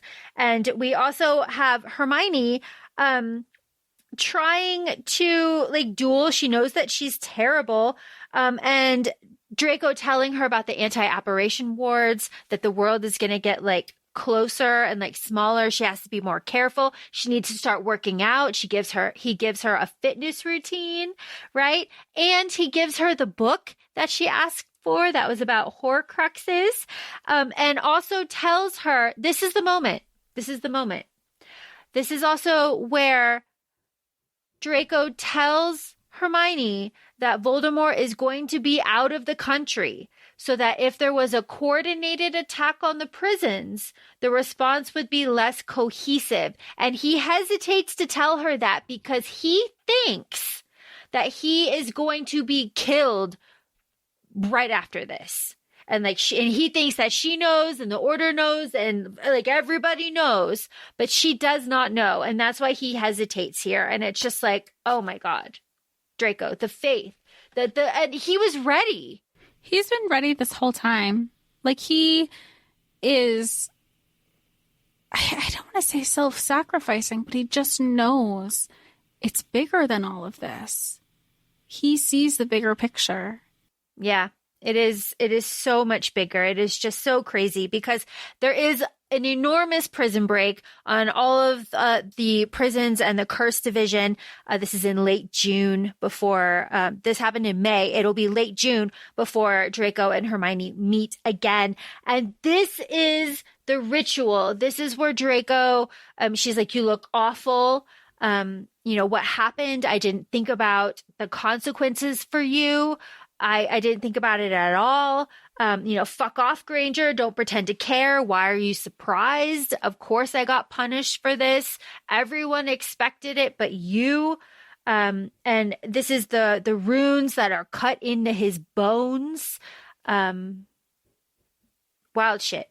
And the runes that had sat there for a month. Untreated. And because it's dark magic, it seeped into the bones and essentially has become part of his soul. So when that happens with dark magic, it cuts your lifespan. And he's like, he has 10 years max but let me see if there's a way that I can isolate this by treating him. But this isn't going to be like our once a day training. Like they keep with their training schedule. I think it's like Tuesdays at whatever time. And then they were like, but this will be an every night thing at 8:00 and I will be here at 8. And then, it's war. So they were like, I will wait a couple minutes. If you can't be there at that time, I will come back basically 12 hours later at that same, at that time, and wait for another 5 minutes there. Cause we all got shit going on and we also all have roles to play in this. And I just want to mention what Draco's runes say. They say, and Draco picked all of these runes himself. And that's Hermione's like, there's just so many. He's like, I had to pick them so that he couldn't pick any to fuck up the plan. Like it had to be this way. The runes are unhesitating, cunning, unfailing, ruthless, unyielding, and driven to succeed. And it is because of this ritual that Draco is able to operate across continental Europe. Whew. Draco also says during this agreement to be treated for his runes that Hogwarts is going to be turned into a prison and that they're building a Sussex research facility. And that's pretty bad. That's not good. That's not good at all. At all. The Heart of Isis. How do you feel about that? I love it. I think it's funny. I can't remember who she got it from, but they were like, this is supposed to be meant for Harry when he goes through X, Y, Z or what have you. But the thing with Heart of Isis is it's to help heal the dark magic in your core. But because Harry refuses to use dark magic, this, that, the other thing, Hermione's like, well, not going to have this go to waste. And how dare anybody think that Draco doesn't deserve this? Because the only reason we have a leg up in this war right now is that we have his insight. He saved an orphanage. He is clearly trying to make amends and do better. Why wouldn't you want this to go somebody who's deserving and has no control of the other circumstances going on right now?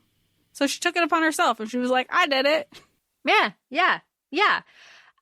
We have Hermione sad Stone Creek stacking and Draco being like, you have to be very careful foraging. Look, the war is going to be over in a year. Hey, BT dubs, I've been given a manticore what the fuck should I do with a manticore? Hermione's like, you got a manticore?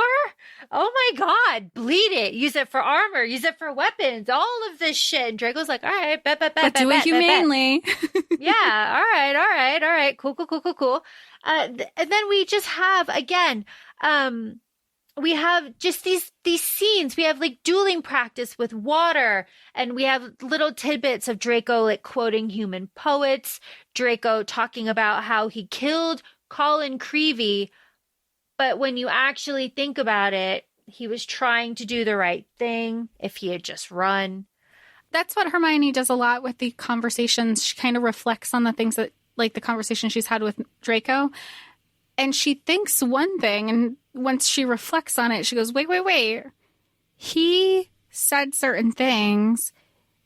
He didn't do this intentionally. He didn't want to hurt people, or he tried to give a quick out. Like, he tried to get Creevey to, like, Colin Creevey to, like, run, but he turned back. He was like, he stalled, and his, like, she's like, oh my God, we've had it all wrong the whole time. So this psychoanalysis that she's had on him, with this, like, in her notebook that she had that we know that Creature found, she's like, it's all bullshit. Gotta throw it out the window. None of it makes sense anymore. I don't even know what his motive is. Yeah, I don't know. Especially when Hermione is sad and gets drunk under the bridge and Draco finds her. And, you know, he takes her to the shack because she says Voldemort. And he's like, you know what? Like, I was assigned to your parents. Oh my God, was he ever? I was assigned to your parents. Like, I'm taunting you with killing. I want to make sure that you hate me.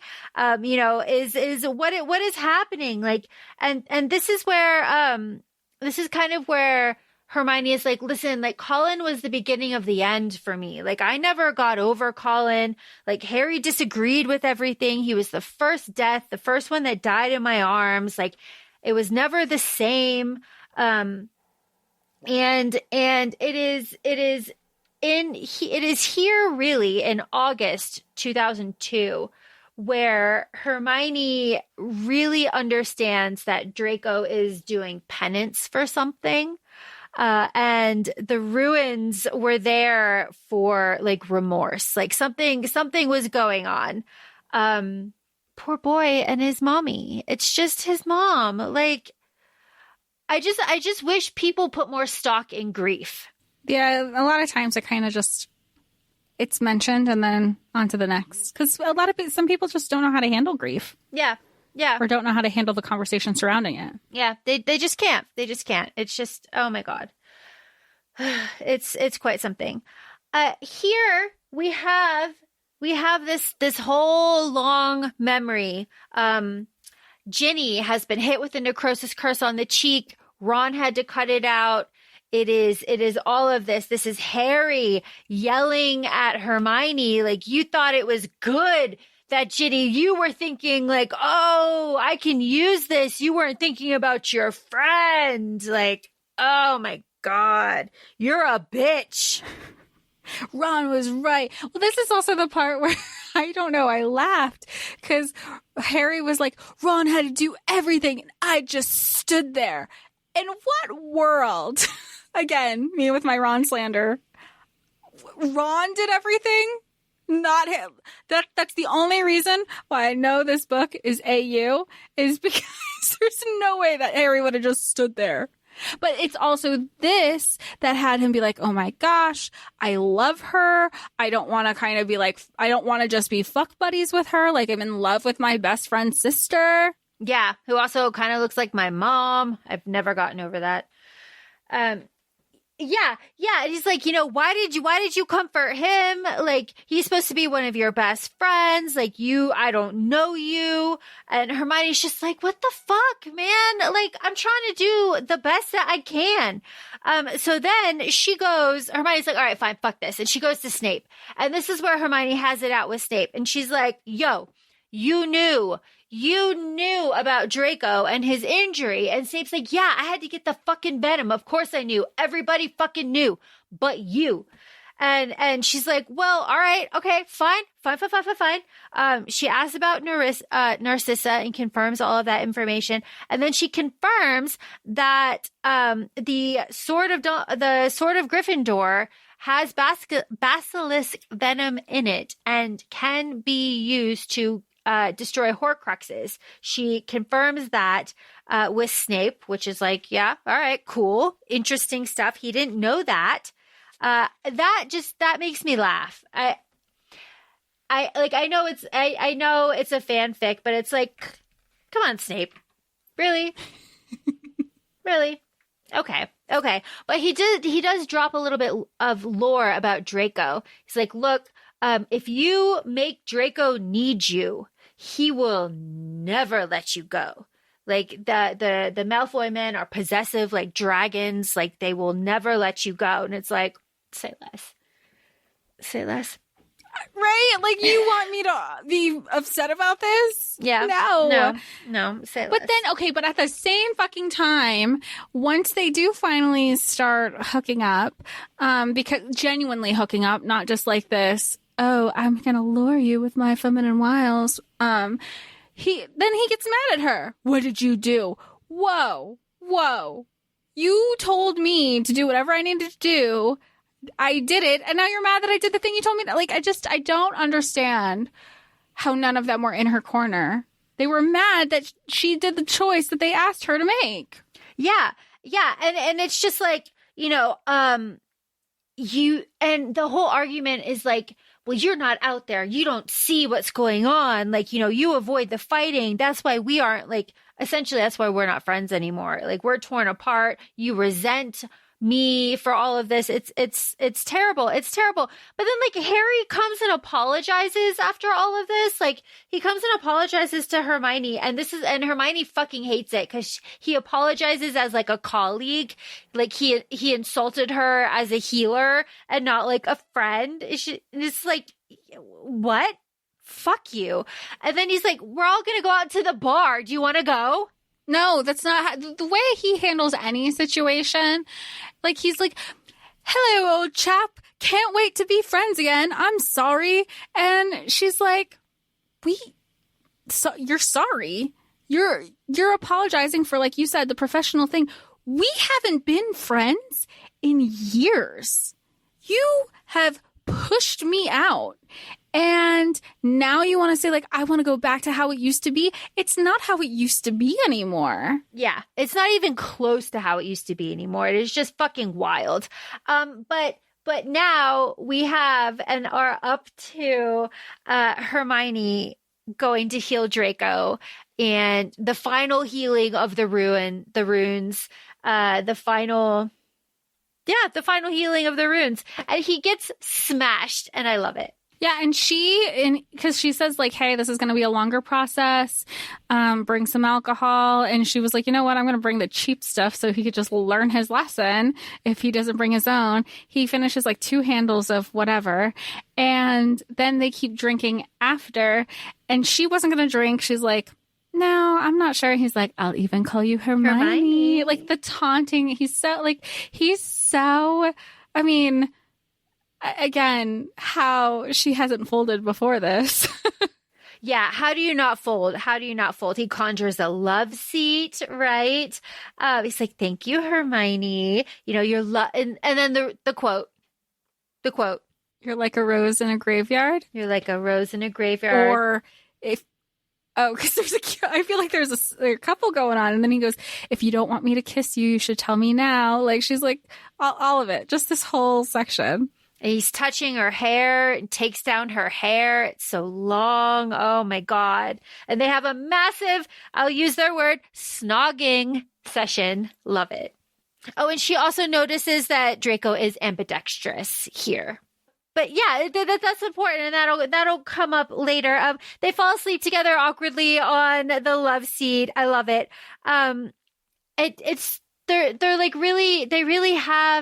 They really have something. But Draco's afraid of it. He's terrified. He's terrified because we know he hasn't felt anything like this, caring about somebody since his mom. And he already knows what happens with his mom. His mom was his weakness, and he's like, he never counted it into his life either. I think that's in one of his speeches. He's like, I didn't plan for you.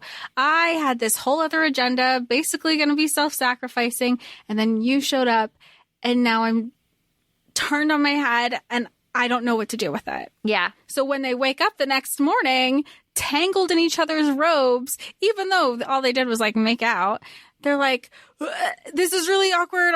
I'm gonna go now. And then they don't see each other for weeks. But and Jess, I know you and I talked about this. Hermione goes back to Grimmauld Place and Ron is like, what happened to your hair? It looks way better when you braid it back.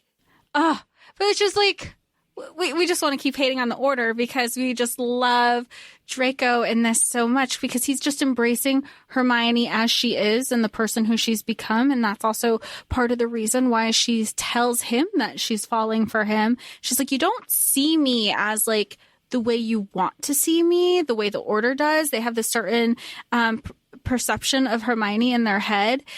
She's like, you accept me, flaws and all. And I know I can be this and I know I can be that. And you make me feel appreciated and listen to me. Like, that doesn't happen. And you don't like, it's nice to not be on this lonely island alone. And speaking of lonely islands alone, Hermione has to go straight to Shell Cottage after this, where she has to heal Graham Montague. The origin story of this asshole. Yeah, the origin story of this asshole. It's absolutely terrible. He says, I'll remember you. When we win, I'll ask for you. You'll be mine. He taunts her. But I will say, we have Fleur's sister. She is femme fataling all across Europe, luring them. And like, and Hermione has her speculation. She's like, she's sleeping with these guys. And then once they're passed out, she like gets all the information she needs and maims them. Yes, and maims them. And this is also some behind the scenes Order stuff that the quote unquote adults know that's happening, Kingsley included. And so he's leading the Order, but like, I'll say like the younger generation doesn't. So the younger generation is all like, oh my gosh, like good vibes only. If we believe we'll win the war, we'll totally win. And they have this other stuff going on where I don't want to say they're getting their information unethically, but it's a war. I guess that's the best way you can go about it. And again, they want to shit on Hermione and her questioning things on how to handle the situation. And they're like, you don't understand. She's like, y'all don't even know what's actually going on. Yeah, you don't know what is going on at all. You have all of this secret, prison that Bill and Fleur take care of. All of these interrogations that are happening that everybody says are like from snatchers, which we know is a lie, which comes back to bite everybody in the ass later. There is a vampire attack that Hermione is a victim of, and where does she go? Bam, right to the shack. And this is where she learns that Draco can apparate silently, which means that every time he makes a crack is a courtesy, which is just another little thing for him. But he's like, what happened to you? What happened? She's like, see, I was never here. I'll clean up everything. It's totally fine. He leaves and comes back with like a blood a replenishing potion. She's like, why do you have this? He's like, I'm a general, blah, blah, blah, blah, blah. I'm a general. So that when they see each other again in September and he gives her a massive amount of Dittany, he's like, I can do whatever the fuck I want to. Like, I can, here, take this. And she's like, well, shit. Okay. God damn. And then he also take this shielded cloak. Take it, please. Like, my God, he's worrying about her so much. Yeah, he's definitely, he has so many acts of service or love languages, because it is acts of service. It is gift giving, but he can't let her know where he feels emotionally with her. But when she's in peril and she's showing up to the shack, like, his whole world, he's awakened. But then when she has a bad day and goes to the shack, he's like, I can't just, the wards go off and I worry for you, because it's also this moment that she recognizes every time moving forward when they meet each other. He does like a full up and down analysis to make sure that she's like in one piece. Yes, he's always checking her for injury. And it is after this where we start dance lessons. our dance lessons start. This is also where the Don't Die Draco, only because you asked, starts. This is also where the sessions get longer, and we have the warning that Sussex is working on something to stop prisoner rescues. Of course, we know what those are exactly. And it is December 2002 where Draco comes covered in vampire bites. Why? Because Hermione was just attacked by all of the vampires in the forest. He's got to take care of that too. And she just isn't putting it together. She's like, is he punishing himself? It's like, no, Hermione, he's taking care of you. But this is the memory that Hermione has of Draco, where he wakes up and he grabs her by the throat and like picks her up and slams her down. And they almost kiss over that. And she's like, this is not scary. This is arousing. Goodness. Write that down. Yeah. I hope this doesn't awaken something in me. It's like, okay. And this is also where Draco is like, look, man, like what is going on? Like, you have no line that you won't cross. Like all of the dark creatures are coming. Like, this isn't about blood purity. Like all of this stuff. They have like a little sexual moment. And then it's bam, Christmas. What were their Christmas gifts? They were so thoughtful. And I love how they both try to like play it off. So she comes from she was having Christmas with the Weasleys like they do. Her and Harry get into another fight. They have it out. So he says awful things to her. She calls him out on his bullshit, as she should. Doubting her loyalty to the order, to the resistance. And basically, like, Ginny is like, now that I'm fucking Harry, like, I do feel like some sort of loyalty to be like, why are you pushing Harry away? Like, you're just trying to, and she's like, that's not what this is. Like, that's not what this is. But they apparate to, Hermione apparates to their shack, her and Draco's shack. And she's like, hey, so like, I do this for all my friends, but I made you a little first aid kit with all these little potions. Like, she's like, this is some salve, this is from painkillers, this is this, that, the other thing. She also notes, she's like, okay, like, yeah, I make this for my friends every year. Only the girls use theirs. The boys are just like, I'm a guy. And they don't acknowledge it. And she's like, but I did make his like a really good first aid kit with all her potions. Like, I jazzed it up. And so he gives her weapons, different like miniature daggers that are dipped in manticore blood and that she can use for her protection. And more importantly, that they're accessible on her at all times, because he wants to make, because he was asking about her wand and why isn't it always accessible? It should always be ready on you. And she's like, I have an 11-inch wand. Like, do you see my forearms? Like, I'm 5 foot. And he's just always finding a way to protect her. And he says, but she's looking at it like, oh my gosh, like he has no idea how much all of these are worth. Like, I can sell these and I can buy the things that I need. And he gives her the stipulation. And also, those are only for you. You can't sell them. You can't do this. You can't do that. Like, these are a present for your use only. Yes, for your use only. And he says, you're very expensive, Granger. And of course, he says that in present day as well. And yes, you are absolutely right about Christmas. Molly gives Hermione a Slytherin green jumper that Ron is like all up on her ass about. This is where the picture is taken. The picture at the very end of the book. This is here. It's a really terrible thing. Harry basically apologizes to Hermione as a friend, and Hermione breaks up with him essentially as a friend. And like, yeah, they have like a friend breakup for sure. Yeah, a huge friend breakup. Like, you abandoned me. You want to kill people. It's like, don't you know what happens when we lose? Love trumps all. Like, no, it's not light if you keep letting people die to keep your hands clean. Like, you can't keep doing this. How dare you? How dare you say my parents were wrong? How dare you say Sirius was wrong? Ron's right. You are a bitch. Like, It's terrible. It's terrible, terrible, terrible. And then like right before this, we had fucking Angelina in the hospital being like, you're different.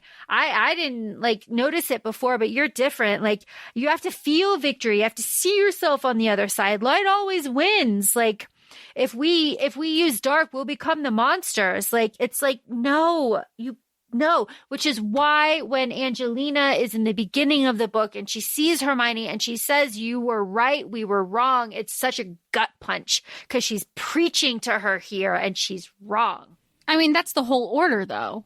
That's what is so frustrating about the order is it's just like, what's the expression? History is doomed to repeat itself if like you're not aware of it. They're using the same methods that they did the first war in the 80s. Yeah. It's terrible. It's terrible. It's terrible. Okay.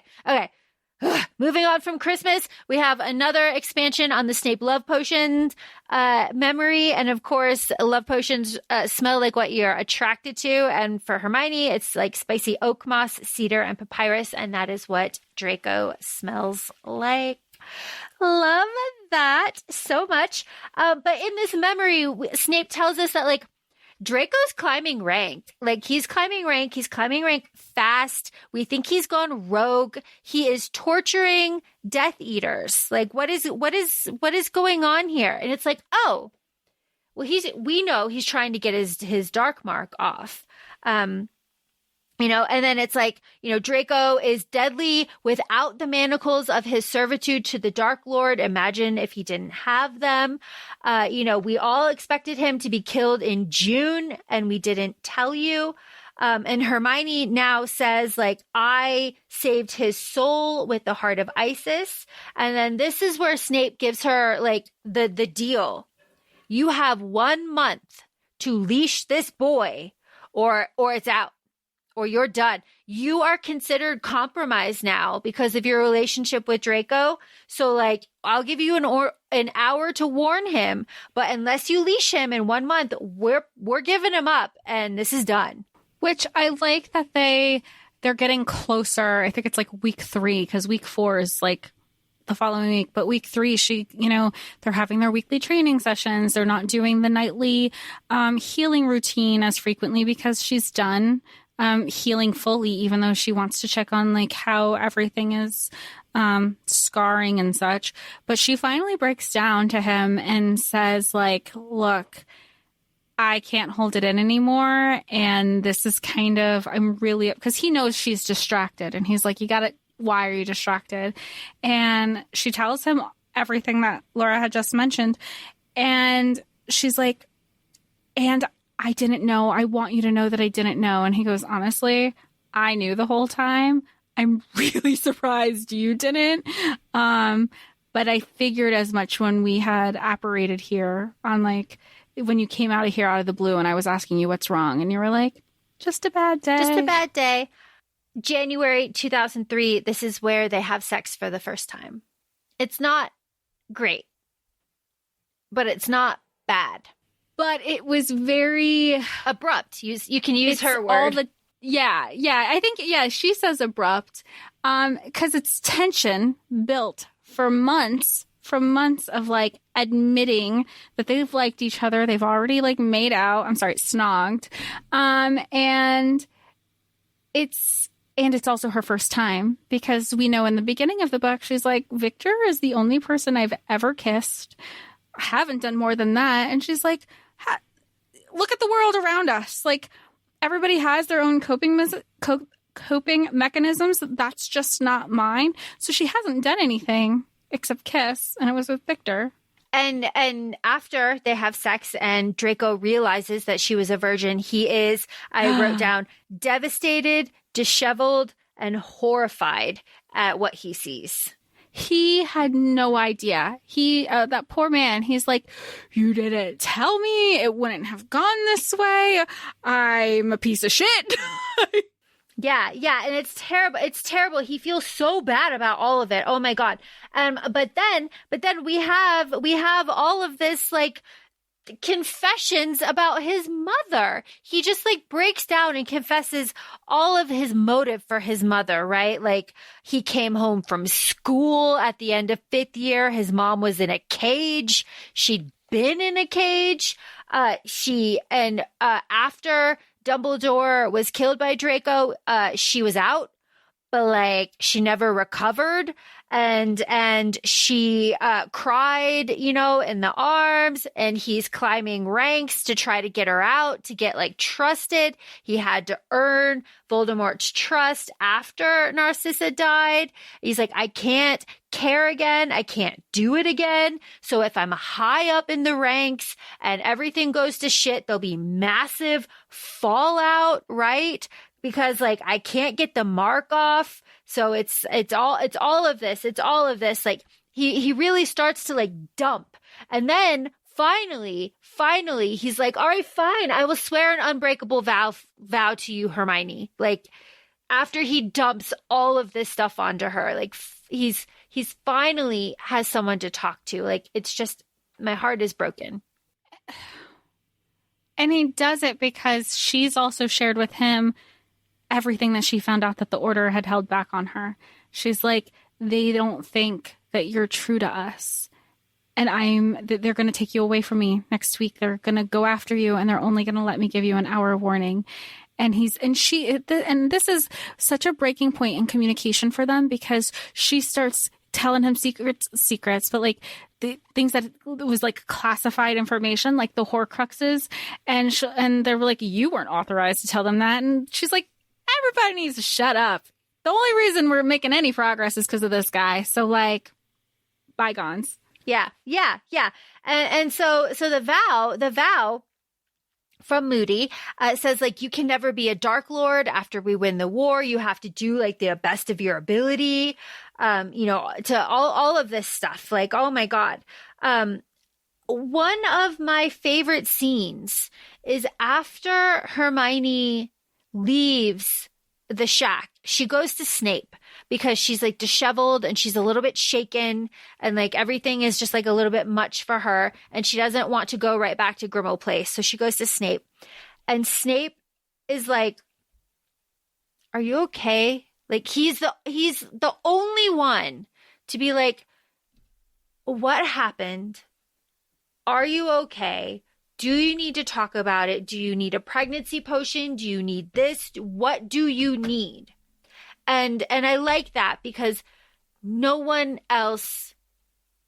And he's the only one who's checked in on her for this stuff too, because you also have, again, we only have 4 like adult Order members, Kingsley being one of them, to say, just kind of be dismissive. And she recognizes this too. She's like, he's stopped calling me by my first name and has distanced himself with me since I've taken on this project, more or less, with Draco. And he only calls me by my last name. Like he's like he's having like a disassociation with like her as a person, and just like, you're just kind of like a number.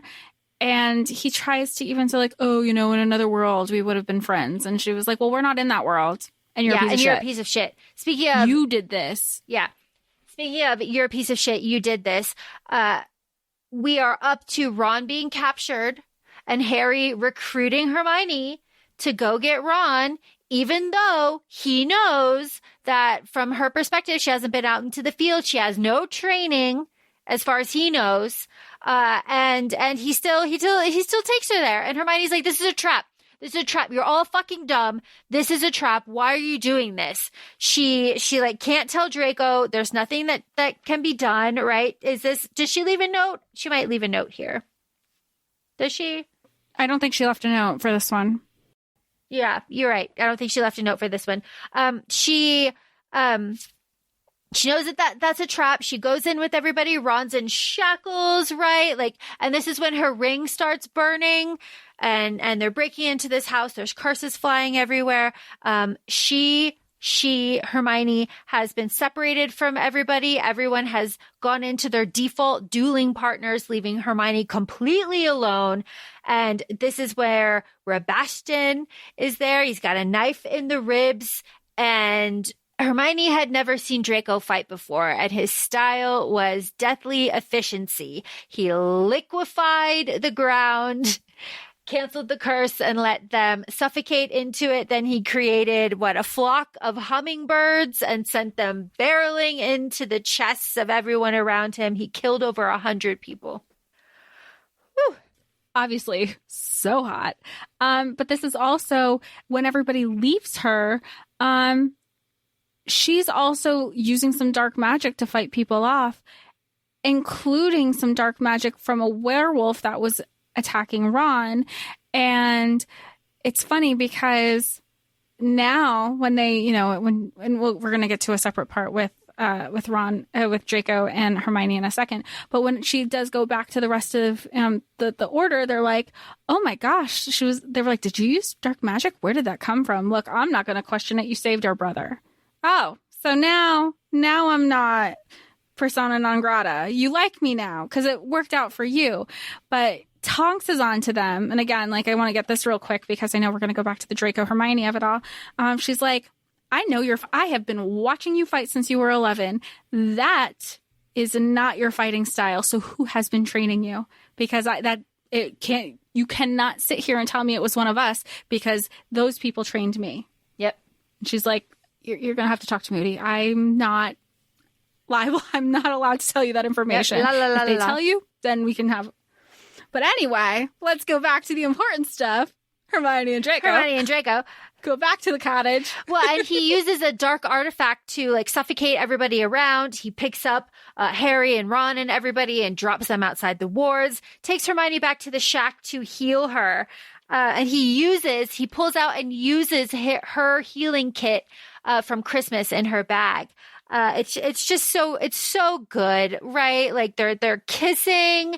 Right, come back to me. She had earned this. She had earned him. My mother is dead. You're alive. I'll kill them all if they hurt you. You're not expendable. Stop. I love them so much.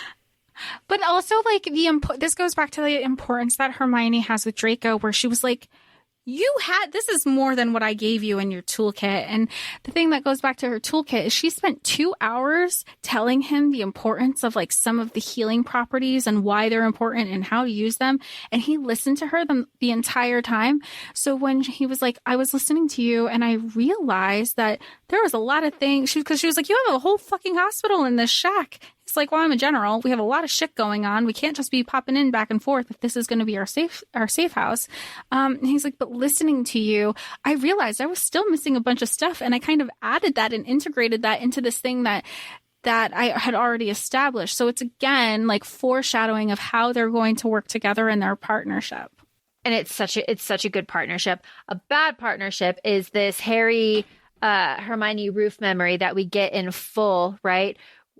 Winners write the history. That girl died with Colin. I was there with Colin too. It's like, oh, I'm sorry you never saw how far I go for you. When I was in.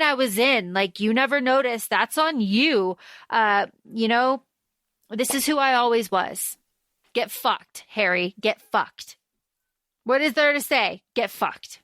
He's the worst type of friend here. He's not a friend to her. She's a friend to him. And nobody deserves Hermione except Ginny and Draco at this point. Yes.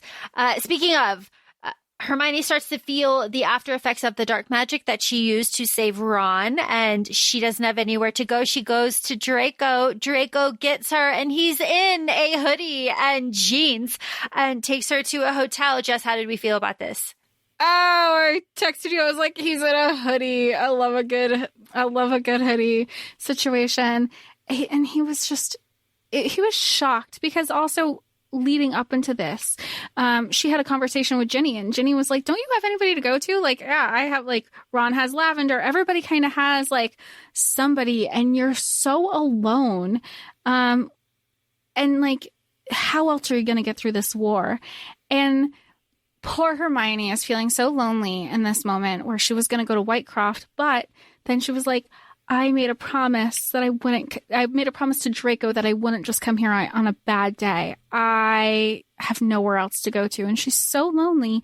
And he finds her and he's like, what the fuck are you doing here? And she's like, because she's basically outside of the house of the magical ward, but like she just hasn't triggered the magical wards yet. So he was like, what, hold on. And he just sweeps her up and brings them to his hotel room in the Muggle world. And she was like, where are we? And how much money do you have? Oh, for real. And because they're in a really expensive, like 5-star hotel, and Draco's like, I can do the Muggle world. It's fine. Like the concierge does not ask questions if you have enough money. So it's fine. I like how he's like, it's easy to blend in. In her internal dialogue, she's like, have you seen that boy? There isn't. Who thinks he blends in? He is so beautiful. Yeah, he does not blend in. Not at all. But Hermione's sad and she's cold and she's lonely. And what does Draco say? Draco says, use me. I can take it. You don't want to be lonely. Use me. I wanted it like this with you. I'm sorry it wasn't. They have beautiful, beautiful sex here. It's really lovely. I ruined so much of this for you. You get to have this. Like, Draco. Chapter 54, superiority, because this book's chapter 54 also. And I texted you and I was like, I've never cried during a sex scene except for, I guess, chapter 54 in ACOFAE. Or no, that's chapter 55, but chapter 54 is just the communication of it all. And in this chapter 54, we get both. We get the communication. We get like them essentially saying like, if we're doing this, we're doing this. And they are doing this. You're mine. I will take care of you. I'll take care of you now and after. You don't have to be alone anymore because you're mine. Like, oh my God. It's so sweet. It's so sweet. And then they just talk. They talk and talk and talk. And she's like, you did this and it made me feel like this. And he's like, how did you heal me like this? And she says their communication, it feels like their souls were touching. The way their intimacy there. I want to read this whole thing again after we finish.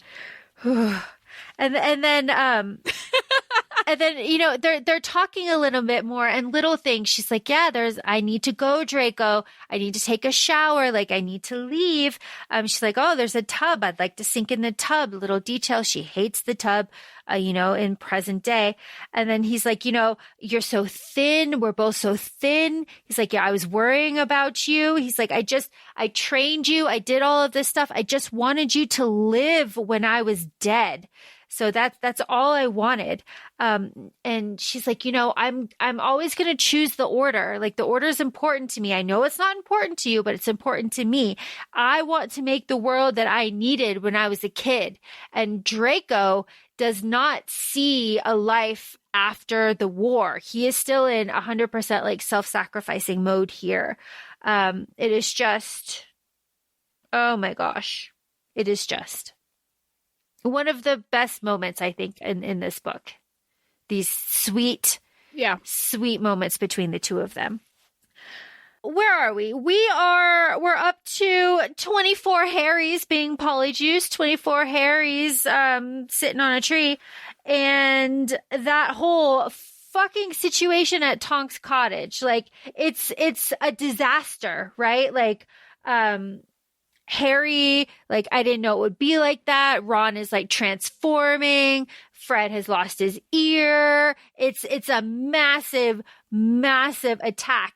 And it's after this, where Hermione and Draco like immediately go to the cottage and they like meet each other immediately and immediately start kissing. And that's when it's like, I want to see you more. I'll get you out. We'll run away together. That it's right after the polyjuiced Harrys that it's like, no. We're going to get out. We're going to get out. We're going to run away together. Yeah, it starts there. Your mind, like, and this is like, it's just like, there's so many repetitive quotes because you go from, you're finding out the origin story from them and you're seeing them in present day also. Your mind, Draco is always coming for me. You swore yourself to, like, all these little things that you're just like, and Draco's always fighting for her is a huge thing because the order is all about, like, they put what Hermione does and what she's doing for the cause on the wayside, even though she's the only reason that things are getting done. And Draco's mad for her. If she can't be bad for her, he's like, who's taking care of you? Who's making you a priority? Because it's not anybody else. Like, good, at least, yeah, maybe maybe the Malfoys are obsessive and possessive like dragons, but like, thank God somebody is. Yeah, thank God somebody is, because nobody else is. We're up to April 2003. Draco calls often. Your mind will always come from you. This is the scene where Hermione's like, tell me about your mother. These are the memories that get just obliterated by Lucius later on. But this is like all of the details. Like I hesitated killing a little girl and I punished. So the Voldemort punished my mother instead right in front of me. I never saw anybody be tortured before. Like, let me get you out. Draco, I won't break. You would break if I hadn't trained you. No one is looking out for you, just like you said. Then here is the discovery that the shackles now suppress magic so that they have been upgraded. Ron has shackles on. It is a whole thing. And this is also where Hermione is telling Draco about the Horcruxes. She's kind of like just said, fuck it. I'm telling you everything, as you said, Jess. And she says, you should also wear body armor, right? Like, I will take care of you. This is killing. You're killing yourself. Like you have to stop. It doesn't let up from here on out. No, it gets, I want to say it gets worse, but it's just, you can't read fast enough. You want to take it all up. You want to take it all in, because it doesn't feel like, it's almost like they're creating this fantasy of running away together with each other because they're sharing it with each other because they know it's not reality. Yeah. Like they have to live in their fever dream. Because the reality is May 2003. This is the Surrey attack. This is where Shacklebolt ends up being killed by Malfoy. This is where there's a huge attack. Lavender ends up dying. Ron goes nuts. Hermione ends up holding on to Shacklebolt when he apparates and doesn't mean to. This is where she's hit on the chest with an acid curse, and she has a vampire bite. She goes back to Grimmauld Place. Padma misdiagnoses her, and she continues to work. This is where Creature kidnaps her. Potter's Mudblood is still working. You know that's just Draco being like, go get her. Go get her now. And he's like waiting for an answer. And Hermione's just like, I'm going to distract myself, even though she knows she's dying. And we find, and that's confirmed after this, that she only had like a couple minutes left. And nobody was answering Creature until he apparates her. And because again, nobody was looking out for Hermione. Yeah, nobody was looking out for Hermione. Kingsley's dead, Hermione. I killed him. You are mine. I saw you cursed. I turned around and saw you cursed. I couldn't do anything. You would have let yourself die. Here's the quote. I will personally raise the entire order if anything happens to you. Here's where we get Topsy. Because we're at Malfoy Manor. This is where we learn that, all the blood ties about Creature, and why he ended up hexing her that one time, that Creature's been, with him for about a year, and that he's doing all of this for you, Hermione, all of this. And this is, again, I'm tired, Hermione. I'm tired. Like, and can you blame the guy? No. Like, this poor man. No. Because they're confirmed in their 20s. Yeah, like, my gosh. Like, they're not kids anymore, yeah. I'm tired. Draco, don't leave me alone in this house. I won't, Hermione. Like, oh my God.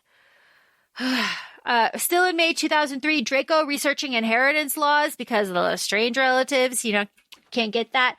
But there's a lot of interest. Horcruxes, who does that vault go to? Of course, we know there's a Horcrux in there.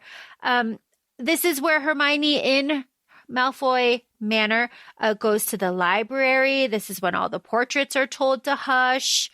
Can I touch the books? They apparate from the house in the same foyer that she apparates into in the beginning. And this is where Hermione finally admits to herself that she is in love with Draco, but she does not say it. Always say it. Just always say it, right? Ugh. It hurts. It hurts thinking about it. It does. It does hurt thinking about it. Hermione goes back to Grimmauld Place, and this is where she says, I won't lower my voice. We're going to build a fucking bomb. I'm done with this. I'm done with this bullshit. We're going to build a bomb, and it's going to get done. And then in June 2002, Draco finds the goblet. They've got the Sword of Gryffindor, and she stabs it. And this is one of my favorite, like, little quiet moments. Draco's watching her, like, analyze the Horcrux, and he's watching her stab it and watching the soul go up. Then afterwards, he's, like, pale and shaking, and he grabs her, and he's like, never again, like, never do that again. It's just like, Draco, God, Draco. How do you not, like, I just can't imagine reading this and not being a Dramione fan. It would be impossible. It's impossible. It'd be like reading this and not crying. It is impossible. Just wild shit. Here, Harry, I am him when I'm asleep. Okay, Harry. Are we talking again? Which is what I like. Are we talking again, Harry? Yeah, she was like, hi, hello. Yeah, nice to hear from you. Okay, fine. But good little information there. Also, Gabrielle is missing. Interesting. Harry is losing his mind. I mean, I say that like figuratively, but he's untethered, right? Ginny is pregnant and cursed with splattergroit. She's been out of this picture this whole time. They're dealing with her in isolation while she's pregnant, so Harry can't talk to hers, and Ron is going through his werewolf stuff, so Harry's kind of just like floating all around and he doesn't know what to do. So he agrees that you can make a bomb to get into Hogwarts. Here is where Lucius Malfoy is recalled to England. Something is coming and Draco is becoming less available. This is where the pit in my stomach really starts to get nice and tight. And he tells her too, he's like, hey, look, I'm not going to be as available. Like, this is the thing we love about communication. He's like, my dad's coming back. I want to see you. but like, it's just going to be harder for me to get away. And then, like, we know that they have their communication through the ring once, like, if, you know, hey, come if you're available, twice if it's urgent. And he calls her and she calls him, like, it goes back and forth. And he's like, I can't be here for long. And then they start hooking up at the shack. And she's like, but you said you can't be here for long. Remember that? Your dad. And he's like, I don't care. Like, he's just like, I miss you. I want, like, they are so immersed in each other. Like, you want them to just be like, I don't know the word. They're just completely engulfed with each other. And it's the sweetest thing. And in a weird way, at some points, I'm sure people will be like, oh, this is unhealthy. This is like a really heavy codependency. But like, it's so much more than that for this, it feels like. It is, especially when you take into like, what's happening, the situation, all of it. I'd run with you if I could. Don't leave me. They make love. They start making love, right? Their sex has turned into making love. It's very slow. That moment that you're talking about is like, Draco, we can't go slow. We have to go fast. You have to go back. Like, things like this. It's amazing. Their love story is just so amazing. Oh my God. I can't protect you. If you had died with Kingsley, all I would have had, was your note, right? That's what she did, leave a note. It's like, we can't do this anymore. It's just, oh my God. But we can though, because this is a war and the bomb is complete and it's going off at 12 noon at Hogwarts on Tuesday. So that's just in a couple of days. And, Draco, and she's telling Draco about this, and he's like, listen, like, you have to come back. Like, we can't let this be the last time. I'm I'm always going to come for you. You're mine. I'm always going to have you. If we win, Draco, this is Hermione talking, you have to run. Like, if this goes well at Hogwarts, Draco, you have to run. Like, I'm going to be tried as a war criminal. I won't be able to protect you. Like, you have to go. And Draco's like, in what fucking world? In what world would we be separated? Like, no, I will not run. I will see you after the battle. He doesn't. And even after the battle, like, she's kind of doing like the science and the tech behind it, right? But he's making her, you're not going to be there. You're not going to be on site, right? And she promises she had no intentions. Okay. Okay. All right. Harry comes to Hermione and he's finally like, hey, yo, I'm going to kill him. I'm going to kill Tom. I'm going to do it. Hey, I'm also going to die today, you know, because you were always right, Hermione. You were always right. You need to take care of Ginny, Hermione. I wanted you to be wrong. That's why I was so mad and mean to you, because I knew you were right. So Harry's going to die today. So, all right, let's do it. Let's die, Harry. July 1st, 2003. Hermione has a nice little conversation with Miss Madame Pomfrey here. And she's like, hey. What do you mean 2 signatures? What do you mean 2 signatures? I asked you about this shit. What do you mean Dumbledore knew? What are you talking about? And she's like, yeah, their first year, there were 2 signatures. They must have rebonded. Dumbledore said, it's fine. Okay, whatever. But I didn't tell anybody. That's a Horcrux. That's a soul piece. And, that sucks. That sucks. Hermione is the only one that can figure it out. She's the only one that knows. So what does she do? She has to go warn Harry that he himself is a Horcrux. So she goes to Hogwarts. She does the thing. She does the thing that she said she was not going to do. She goes to Hogwarts. In the meantime, Ron has gotten the diadem. The diadem is that Horcrux has been taken care of. And Hermione says, I have to talk to Harry. I have to talk to Harry right now. And they go get Harry. And she's like, you're a Horcrux. And Harry is like, well, fuck. Of course I am. Yeah, she's asking them to, like, retreat at this point. She's like, this changes everything. Yeah. It's like, it's not going to work. I can get it out of you. Like, let's all regroup, like fall back. And Harry's like, no. I'm going to end it. I'm going to end it here. So take care of Ginny because she's pregnant. Harry, she's pregnant. You have to live. The baby's going to be born in October. It's going to be named James. Like, come on, you have to live. And Harry is like, nah. I'm not going to well, take care of them for me. Yeah. And then he goes. And it's like, okay. He leaves in the cloak and he goes, okay. Excellent. What the fuck is Hermione supposed to do with that? She's just standing there like, fuck, what do I do? What she does is realize that the prison has been breached, that Graham Montague and all of the prisoners are coming back to Hogwarts. Neville is there. Neville kills Nagini, so that's another Horcrux down. And this is where Harry's hit. This is the confrontation. Oh, the confrontation between Voldemort and Harry. But at the same time, the Death Eaters that are coming, they see the resistance that they were like, ooh, we're smart. And then the Death Eaters were like, you thought you were sneaking up on us, but we knew the whole time. So at this point, like, Hermione knows. She knows that they're going to lose. So now she's in a panic to go and get Ginny and the baby out of the safe house. She's still pregnant at this time.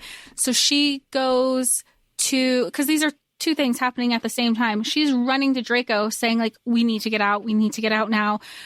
And he's like, okay, we're going to go together. And she's like, no, we have to, like, make me these promises. She goes against all the promises. And because Harry is a Horcrux, also happening at the same time, Voldemort keeps doing the killing curse and can't kill him, essentially. So lots of death, lots of disaster. And it's also Hermione trying to get the best of all her both worlds, really, is she doesn't want to go on without Draco. And she says, I'm so tired. I'm so exhausted of choosing. Why do I have to keep choosing every single thing but you? I'm so tired of that choice. I never get to choose you. So yes, Hermione is fleeing from Hogwarts after Lucius confirms that Harry's alive. Then Voldemort kills him 6 times, and then Draco gets Hermione, and she apparates into a creek, and she almost drowns. And Draco stuns her and keeps her there for hours after the war is over, and wakes her up. And Draco's like, "Look, the war is over. The Horcrux is the priority, and you're getting out. You need to leave now." And Hermione's like, "No, I'm not going to leave unless Ginny comes because she's pregnant. I have to go get her. She's in the safe house. We have to go get her ourselves." So they go, and the safe house, Grimmauld Place, is in ruins, and she's not there. She's in Sussex. So Draco goes to Sussex. I cannot say that word. Draco goes to Sussex, blows his fucking cover, gets Ginny, brings her back to the safe house, and says, like, "We've had a good run, Granger, but we were never gonna last." I cry again. My eyes hurt. Like he's done. Like he's done. I met your terms. Like you have to follow through on these promises. Like floor broke. It's over. It's done. And then they call Snape. And Snape is there. And Snape's like, "All right, I'm gonna watch her. I'm gonna make a vow. I'm going to watch her. She's going to be all right. And you're going to take Ginny, Draco, and you're going to take her, and we're going to handle this. And you're going to wait here, Hermione, and it'll be fine." And Hermione doesn't. Well, she freaks out at first because Draco is the one asking for an unbreakable vow, because he wants to make sure that Snape keeps his word. At this time, Hermione is thinking, "Shit, is that me? You're going to hold me to this promise?" Because her wheels are already turning because she's already made these bombs, and she was like, "No, fuck this. Nobody ever fights for him. I'm fighting for him. I love him. And he's not going to get his cover blown because I'm going to kill every single person who was in there that he just interacted with." Yep, I'm gonna save Draco. I'm gonna blow it all up. No one's gonna know he was there, and that's how it's gonna be, because I'm choosing Draco. I'm gonna save Draco. I need him. And this is the note that she leaves. "I love you. I love you. I love you. I love you. I love you. I love you." Oh, the pit in my stomach. We are very close to the end of the book here. July 2003, Sussex Lab.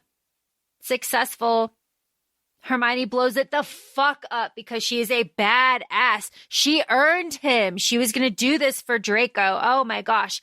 The Dementors, the Dementor population in Britain, who needs it? Fire, whatever, dragon, bam, done, gone.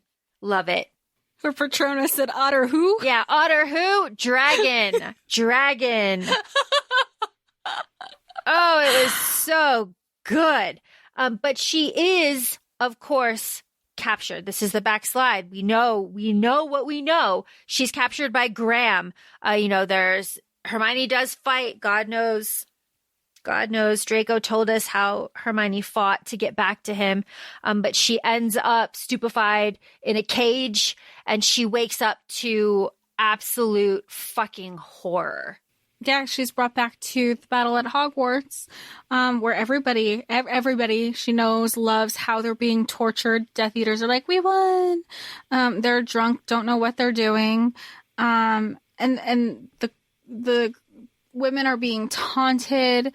They're being maimed. And then Umbridge clocks her. This is where Umbridge clocks her. And the moment that she gets, when they're kind of deciphering where everybody's going, she kind of sneaks away with her in the prison and doesn't say anything about that she has her. Yep. So what is this? This is Molly, Arthur, Ron, Fred, Charlie, Bill, Tonks, Remus, all hanging from the astronomy tower, dead/dying. It's very, very terrible stuff. This is also so important because at this point, she as in Hermione, we know that she is like a pro occlumency, and she's captured. So she's starting to organize everything because she needs to hide things and compartmentalize Draco. She needs to compartmentalize things that she has going on with the Order. And thank God she does, because she's still in the middle of it when she gets the new manacles slapped on her wrists that I want to say isolates her magic, but that's not the word. It kind of cuts her magic off. So she's not able to organize. And the only thing that she has current memories and everything that she's seeing, those are the memories that she is very much at the forefront of her mind in present day. Yep. She's locking everything that's important to her away. And of course, as Hermione was being taken through Hogwarts, the ring that she's wearing is burning, burning, burning, burning. She keeps thinking, he'll come for me, he'll come for me, he'll come for me. She said it burned over 50 times. And he's so worried for her. He's so worried for her. You have to imagine, he found Snape, he found the note. He's frantic. He's searching for her. He's activating the ring over 50 times. He has no idea where she is. And then from here, it circles back to the beginning. She's in the dark. She's in her cell. She can't speak. She's reciting occlumency or, like potion recipes. She's trying not to break. She's in the dark, and the walls were all she had. And that is where we end with the flashbacks, and we end back up in chapter 64, present day, June 2005. Hermione remembers it all. All of it. All of it. All of it. He looks older. My God. Ginny's alive. Oh my God. He was born October 20th, 2003. James Sirius Potter. He's at 1.5 years old. You have to get better so that you can go. You were supposed to be out in February. Draco, didn't you look for me? I looked everywhere for you. I killed everyone for you. Oh my God. He raised the Order for her. He promised. And then it's so emotional because her memories are also on a timeline wise. She's like, it's all blurry. Everything's blending. But at the same time, she's like, there's this present day Draco that I have this one memory of where he is sexually assaulting me and he's saying these cruel things. But she's also telling him, I tried so hard to find you. And he's like, I know, I'm sorry. It's so emotional. She's like, I tried to find you. I tried so hard. I tried to get back to you. She's trying to say like how she didn't have her wand. She was in the middle of apparating back. And he's like, I know you tried. I know you tried so hard. You like Laura said, she was like, the Dementors don't exist in the UK anymore. She sank a prison, an experimental prison. She killed like 15 werewolves and then even when that went through, she was doing hand-to-hand combat. He's like, I know that you tried so hard. And they're both just two people who, what did she say? She says that the whole time she thought that they were just like complete opposites when really they're the same person. Yeah, they're the same person. And, Umbridge didn't file you. I looked everywhere except for the place that you were. I questioned everybody. I had to bring back their bodies. I had no choice. I made a genetic trace. I found your parents. I traveled all over Europe. That's why Voldemort banned me from traveling against Europe. He thought I was, building an army. Graham was asking for you. I just let him because, maybe he knew something that I didn't, but I put a life trace in the ring. So I knew you were alive. But Severus is there to get you out, but Voldemort is watching. So basically Draco's like, I'm performing. I'm on show. Like, I can only do so much. And this has been happening this whole time. It's really something. It's a lot. And he's angry with her. She's like, Draco, you're so angry. Are you angry at me? Of course, yes, he is angry with her, but not really. He's just angry. Yeah, everybody's angry because now her memories are back for the most part from what she remembers. And everybody's blaming themselves. If I did this, it would have gone this way. If I did this, or everybody is taking accountability and angry at the world. You can be angry at the situation because it sucks. There's no other way. It's shitty. And they were each other's little glimmer of hope and happiness in a really shitty world that this has turned into. Yes. And Draco starts pulling away, though. He's so upset about all of this, but he does say look, Snape is coming. Snape is going to take you to Ginny. Snape's been destabilizing the rule. Voldemort's dying. He's breaking all of his promises to the dark creatures. It's happening. It's happening. So here we are again. June 2005, Draco is less and less of himself. His runes are grinding him down, burning kind of himself away, right? He's got 80 wards on Hermione's room to keep her safe. She's trying to go to the library. She's trying to research, we can do this. There's a way, Draco, you're the linchpin. When you die, the regime will collapse, but you have to try. You can't die. I need you, Draco. Don't die. Oh my God. My God. I need you too, Draco. Yeah, I know, right? But then Draco cracks and he tells her what happens in the 16 months. Moody's vow still holds. He's chained to a sinking ship.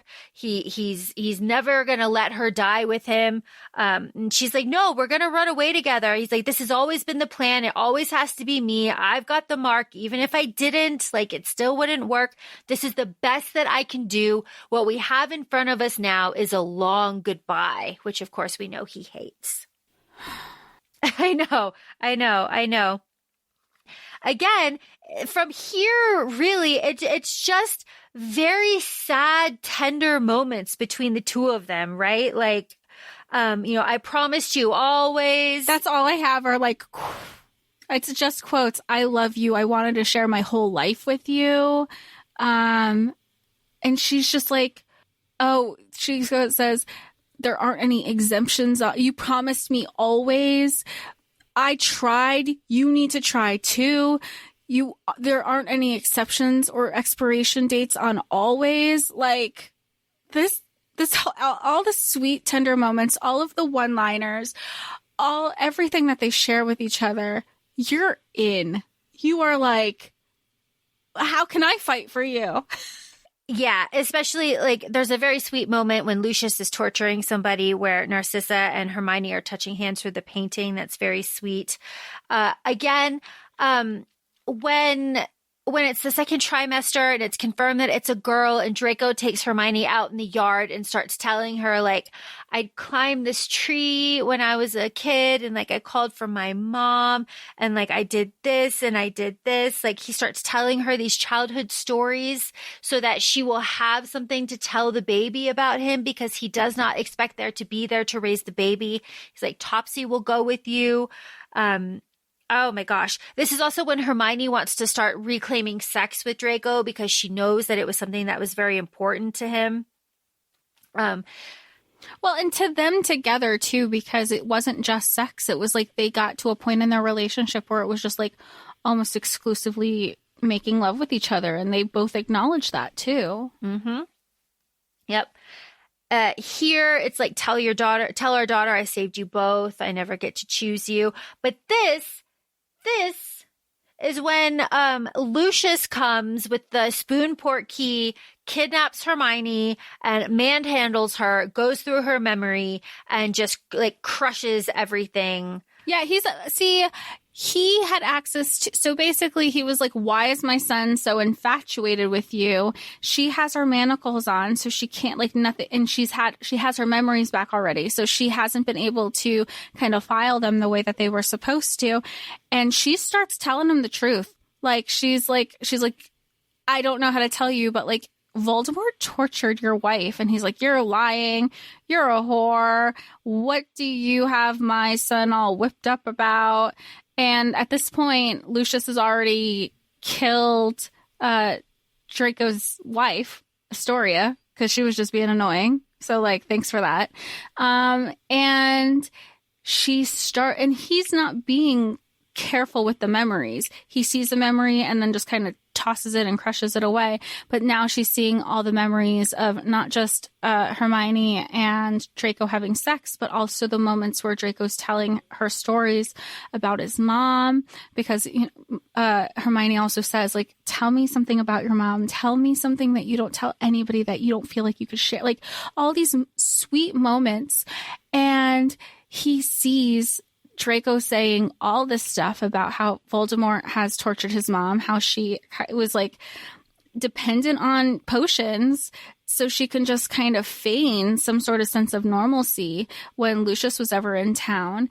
And Lucius is getting the accurate portrayal of like what actually what was going down when he was out of the country, and how Narcissa was abused, and how they used Draco as a pawn, and how he moved around. And I mean, Draco even finds out about this whole thing, and he was like, Dad, your ego's too big because LOL, you thought you were that special? You mean nothing to me. It was Mom the whole time, which is also a huge gut punch to Lucius because he's obsessive over Narcissa and has been distraught over her death as well. Yes, this whole time. And he's never actually known, like you said, the details of what happened. Oh my gosh. You're absolutely right on all accounts. There is 1 week to the Hogwarts anniversary, so that means there are 6 days until Snape gets there, and Hermione figures out that she needs Phoenix tears to remove Draco's dark mark. Draco also shows her the stables and says that you came here until February, and that's when the Dark Lord took your memories. You're right. Lucius kills Astoria, and then Draco, Lucius, and Astoria all go to Voldemort. And it is there where we learn that Snape has been killed by insurgent vampires in Romania, and that route now is away. That is gone. So, and Draco is so frustrated. He's like kicking his robes, and he's so frustrated at Snape being dead. Like, oh my gosh, it's like you're so close and then it's gone. But then Draco's immediately like, all right, plan B, Topsy, you're gonna do it. This is the route we're gonna take. And this is where I was just like sobbing, because Topsy's like, you can't tell me to leave like this. How dare you? Like, I'll never see you. Oh my God, Topsy, I love you.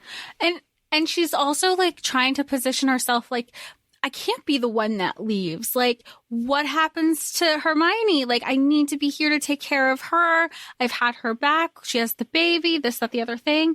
And Draco's like, bye. Like, no, like not just that, because he's saying like, look, Ginny needs to come this way. You're the only person that she trusts. But at the same time, Topsy raised Draco. So like, that's like she's very much like, and they say she's older than Creature. So like once I had that timeline, I was like, oh, she's like a sweet little grandma. Sweet little grandma. And we have Bob and the elf that takes over for Topsy. No wonder, but in fairness, like no wonder Topsy was like, you can't leave. Bobbin didn't know Bobbin shit. didn't know shit. But it's sweet. But Bobbin didn't know shit. Bobbin didn't know shit. She was like, Bobbin was great. Like, she did the best that she could with what she had, which was nothing. And she felt bad about it, but at the same time. This is one of my favorite moments that we're up to, and it's just a very sweet, sad moment. This is when Hermione hears a sound outside of her door, and she doesn't know what it is, and she's like, what is that? What is that? I'm going to go check. It's Draco. He didn't mean to apparate there, but he did, and he's slurring. He's just falling down. Voldemort did not show at the celebration because he was so upset about Snape dying. He overextended himself. So that means Draco executed 75 people in a row. So that's 75 killing curses in a row. And Hermione starts to worry, like, what happens when the heart of Isis like gives out? Like, there's just no way. Like, the stuff that he's doing is impossible. And I think it's also important to note that we know the killing curse, you can say it, but if you don't mean it, it's not even going to go off. So the fact that he has so much hurt and anger and rage going on because he knows he's trying to protect Hermione, he hates the situation. Like, yeah, I'd probably be going 75 times too. Yeah. Yeah. And he's being tortured. Like, during this time, Lucius had to crucio Draco while Voldemort was doing occlumency on Draco to like prove loyalty, to figure out what's going on. Snape is dead. The regime is crumbling. Are you going to be the next like Dark Lord? Are you trying to take over? So like Draco is being heavily tortured during this time, on top of everything else, which is just like wild. All right. Backslide of this, Lucius and Hermione strike a deal, right? For the Phoenix Tears with Narcissa's portrait in there. Talking, love that. Hermione is begging Draco to run away. He will not, but, she gets this dark mark off. She makes the deal. She gets this dark mark off. Just jump straight to it. Like, she brews that potion. She cuts that fucking arm off. Like, she's a boss. No, she is. And I love how Lucius was like, wait, I thought you meant you were just removing it. And she's like, you can't fucking do that. The only way to take the dark mark off is to amputate. And the mark essentially seeps into your bones. So this potion with the Phoenix Tears helps basically you survive the amputation, not just because of the coagulation, because it's actually quite the opposite. Your blood gets really thin, but it stops this mark continuing spreading through you. Yep. And God, she's so good. She's so amazing. She's like, and he's like, oh, you don't have a lot of time. She's like, I'm doing a procedure that takes at least 1 hour and 20 minutes. Calm down. Yeah, calm down. Sit down. And she does. Everything is good. Lucius, in the bargain, agreed to kill himself. That was the deal. He does. He burns down the house with fiend fire, just like how Narcissa died, so that it would cover the deaths of all of them so that they could fake their deaths and get out. Very good. He says that he's proud of Draco. Very sweet. And then they get on the horses from the stables and they go to a Denmark safe house. And they're there for a little bit, but they're not fully relaxed. They're still kind of like, what's going on. Draco is still using blood magic to help with the wards. Eventually, they port key the fuck out of there. And then we get Ginny. And the first thing that Ginny does is slap Draco. And I wanted to throw hands. I wanted to just like, boom. Nobody touched Draco. Nobody. Slaps Draco and she fights with Hermione. She can't, she's like, what is going on? She just doesn't understand, right? She trauma dumps and everything. It's just this reunion with Ginny was so stressful because Ginny has been living an idyllic life, more or less, for years while Hermione was tortured, raped, and all hell happening to Hermione and Draco.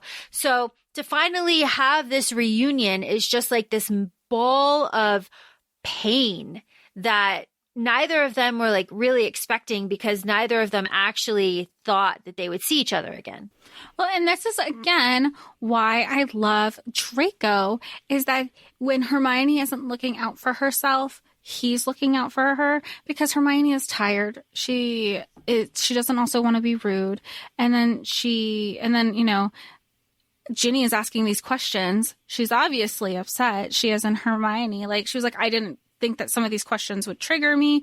And Draco's like, what did you do? Like, let her rest. Like, we've literally been we're on the run, fugitives. I mean, these are the last 2 chapters of the books, not including the epilogue. And I was like, I don't know about this. I have been stressed this entire book that there's no way that this is just the happily ever after. And it was very hard not to say anything. But it is. It was very hard not to say anything, like keep you like on the right track so you could get all of your emotions. It was fun. It was fun. Ginny also says, Hermione, you were right. We should have listened to you. Like, you were right. Everybody just tell Hermione that she's right and not help her. Oh my God. But Ginny continues to drama dump. Like, I almost killed James when he came out. I was so stressed. Like, I didn't trust anybody. Shut up, Ginny. Shut up. No one cares. This is a Dramione fic. Enough. Epilogue 1. Topsy kicks Draco in the shin. I love it so much. Topsy's a real one. Topsy's a real one. See, this is the thing. I've read Manacled now, and we know when people have those conversations, whether you're at like Harry Potter bar trivia, or like, what's your favorite book in the series, or like, who's your favorite house elf, and everybody's saying Dobby, I'm going to be up here saying like, oh, Topsy's my favorite. And everyone's going to be like, Topsy? I don't remember Topsy from the books. And I'm going to be like, oh, book 8.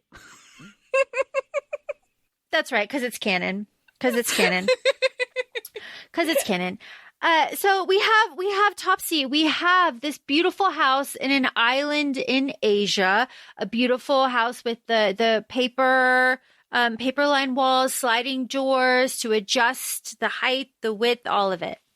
And it's so thoughtful because I think they say they're off the coast of Japan. There's like a pagoda in the background that James is climbing and all of this stuff. And it's because of Hermione's agoraphobia, where they're like, look, we have this really cool option that like you can make this, you could like adjust the living spaces. But even Ginny said, she's like, Draco said that like space is like maybe too much space could be overwhelming. So like, look, everything's sectioned off, everything's piece by piece. And then if you want to like here's just for your awareness, like the doors don't open and close. They just kind of slide back and forth. And it's perfect. And she really loves it. And she says it's so thoughtful. So what happens in epilogue 1? There's a lot of prosthetic arms being made. There's a lot of, Draco, you have to promise to care about our daughter. The way that you are, you have to choose to love her. Because Draco's really adrift. He's like a soldier. He can't put the war down. And Hermione's also really nervous because at this point, they don't know why she keeps losing memories. So just like Draco was kind of preparing Hermione, thinking that he was going to like die, she's wanting to prepare him to think like, you need to be the one there for our daughter if we can't fix this or find out what's wrong with me, because you're going to need to love her enough for the both of us. Yep. October, the International Confederation comes and wipes out Voldemort, and that just pisses everybody off, because if they had done it in the beginning, then none of this would have happened. And then well, doesn't Ginny actually kill Voldemort? Yeah, later on. She just, okay. I didn't know she was part of the association. I thought she was just like, I'm here to fuck shit up. Like, I thought she did it. I think I was just like reading it like she did it on her own accord. I think you were very numb by this point. Yeah. Until the last page. To the last page. Yeah. Epilogue 3. Yep. We're almost there. I told you, I was like, I cried you out. I'm all cried out. And then I was like, JK. Our baby is born. Draco, she has your eyes. Epilogue 2, Draco hesitates touching the baby. Hermione, the last child I touch, I've killed children, Hermione. But, she reaches out that finger. Draco What is the line? Possessive and adoring. Draco talked to Aurora more than anyone else, even Hermione. He never stopped monologuing. Like, anybody doubted that Draco was going to be a phenomenal girl dad. Phenomenal. Talking about girl dad, sweet family life, co-sleeping, right? All of this. And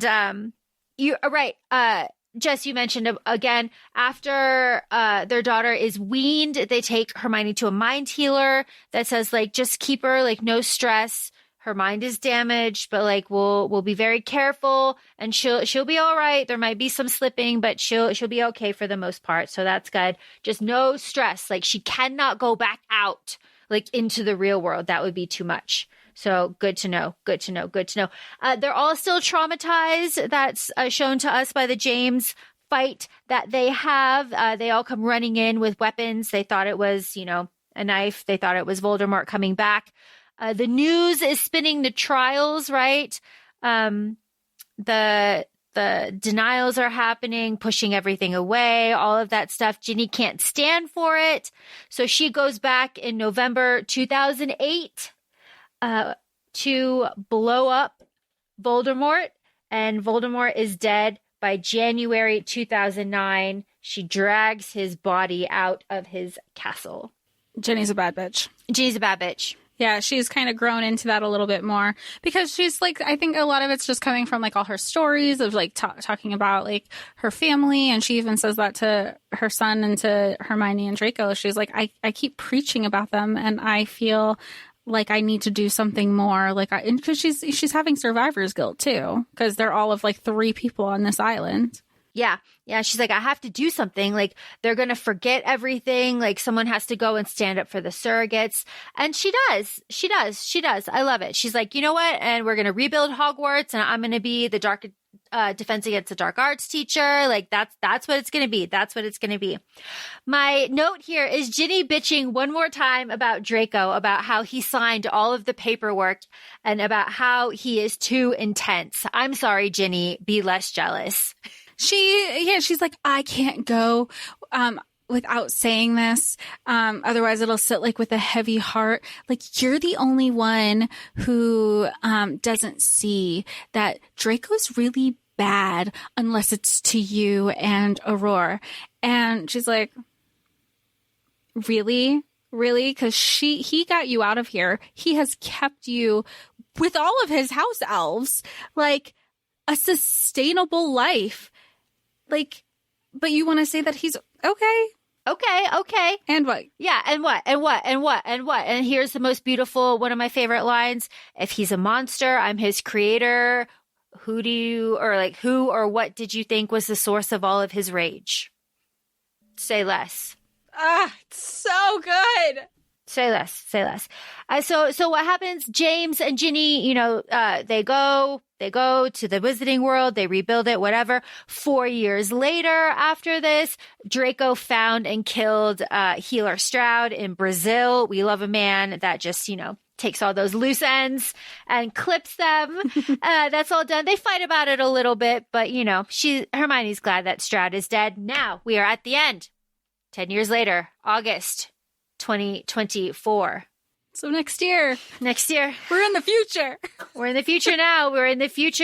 We have the daughter. I don't know how to say. Is it Aurora? Is it Aurori? Is it Rory? They say Rory as a nickname. I'll say Rory. Rory goes to Britain. Okay. She goes to Britain. She meets James and she meets Ginny, right? Rory's going to go work at Gringotts after she went to school in New Zealand. And they're showing her around. James hasn't seen her in a long time. Ginny hasn't seen her in a long time. She looks just like Hermione with Draco's eyes. They bump into fucking Angelina here. Angelina. And Angelina was like Hermione. And she gets cut off. She's like, oh, I thought you were somebody else. You look very familiar. And then she sees that it's Ginny. And then she's like, my wheels are kind of turning. And they're like, oh, this is Aurora Black. Because now Aurora is choosing the Black surname. Because her parents were honest with her. She knows who her dad is.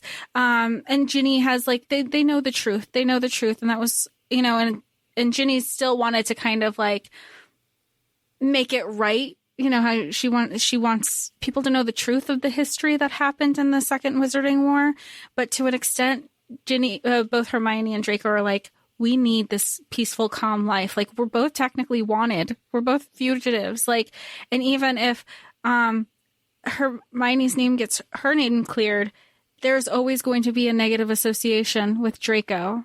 Even though I'm the reason he turned into what he did, it was all for me, and for the greater good. You know, but he was the scapegoat of this whole thing, and you just, it's so good.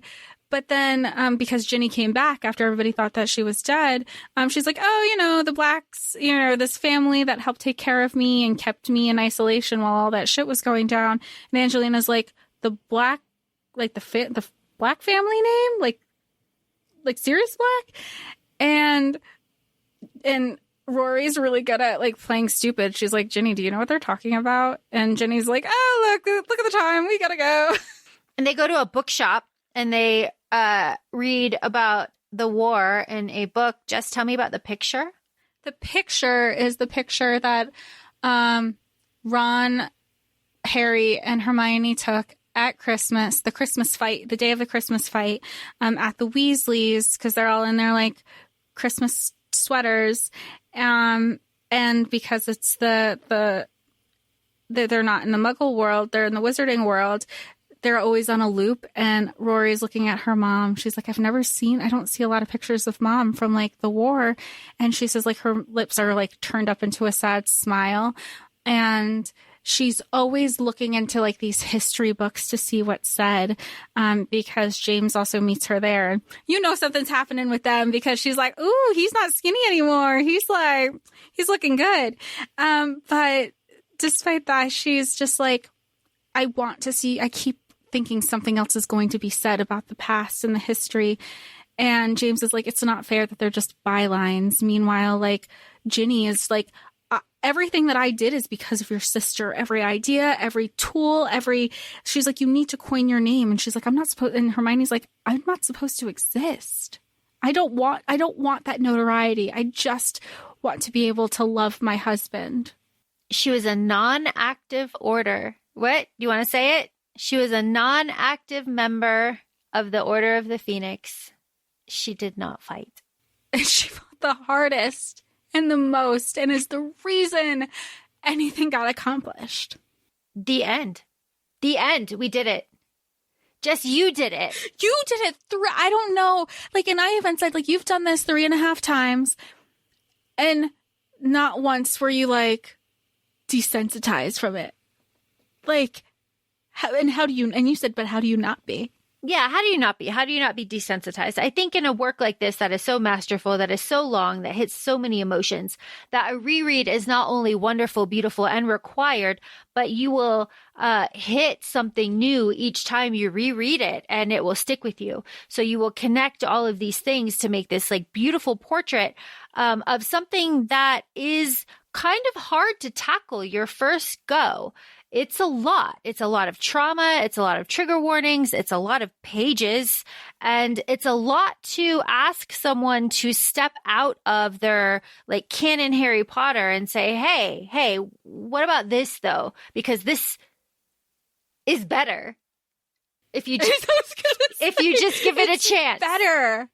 Yeah, how many, I mean, it's a conversation for another day that we can like talk on our socials when we go live.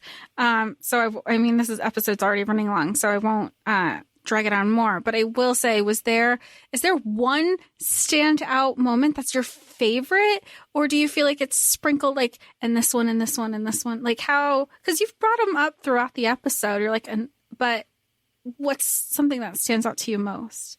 Something that stands out to me the most is Draco, sexy Draco liquefying the ground with the hummingbirds. When I think of Manacled, that is what I think of. I think of him doing everything possible to get to her in the midst of a battlefield while she's sitting there and she'd never seen him fight, and everything is this. That is what I'm seeing, them choosing each other over a battlefield. over everything else, which is, I think, kind of like the overarching plot of Manacled when you really get down into it, because he looked for her for 16 months and she didn't save him. She just put them in hell for 2 years. Oh, and you know that the second it came out of his mouth, he was like, that's not what I meant. Holy shit. He was like, I was like, okay. Yep. So that, what about you, Jess? What about you? First go through? I'm still processing, like, true form. I read it and we almost started recording immediately after. I think I'm processing, because it's rare to have somebody do the big things, and not like, and I don't mean it in a, she's looking for a knight in shining armor. No, because that's not what it is. She was very much capable and he gave her the tools, but it's also really nice to have somebody go to bat for you and you don't feel so alone in fighting those battles with. Absolutely. Especially when the theme is like loneliness on both sides, and they found the goodness and light with each other that Harry was like preaching about the whole time. When she found it's all, I need to stop because I can go forever. So we will move this to our socials so that we can talk about this a little bit more in depth at a later time. But no, I'm done. I'm done now. So feel free to follow us on Instagram. We're at ACOFAE Podcast. We're also both on TikTok, ACOFAE Laura and ACOFAE Jessica. We so look forward to hearing from y'all. And thank you for being with us for this super long episode and your patience. We'll talk to y'all soon. Bye. Bye.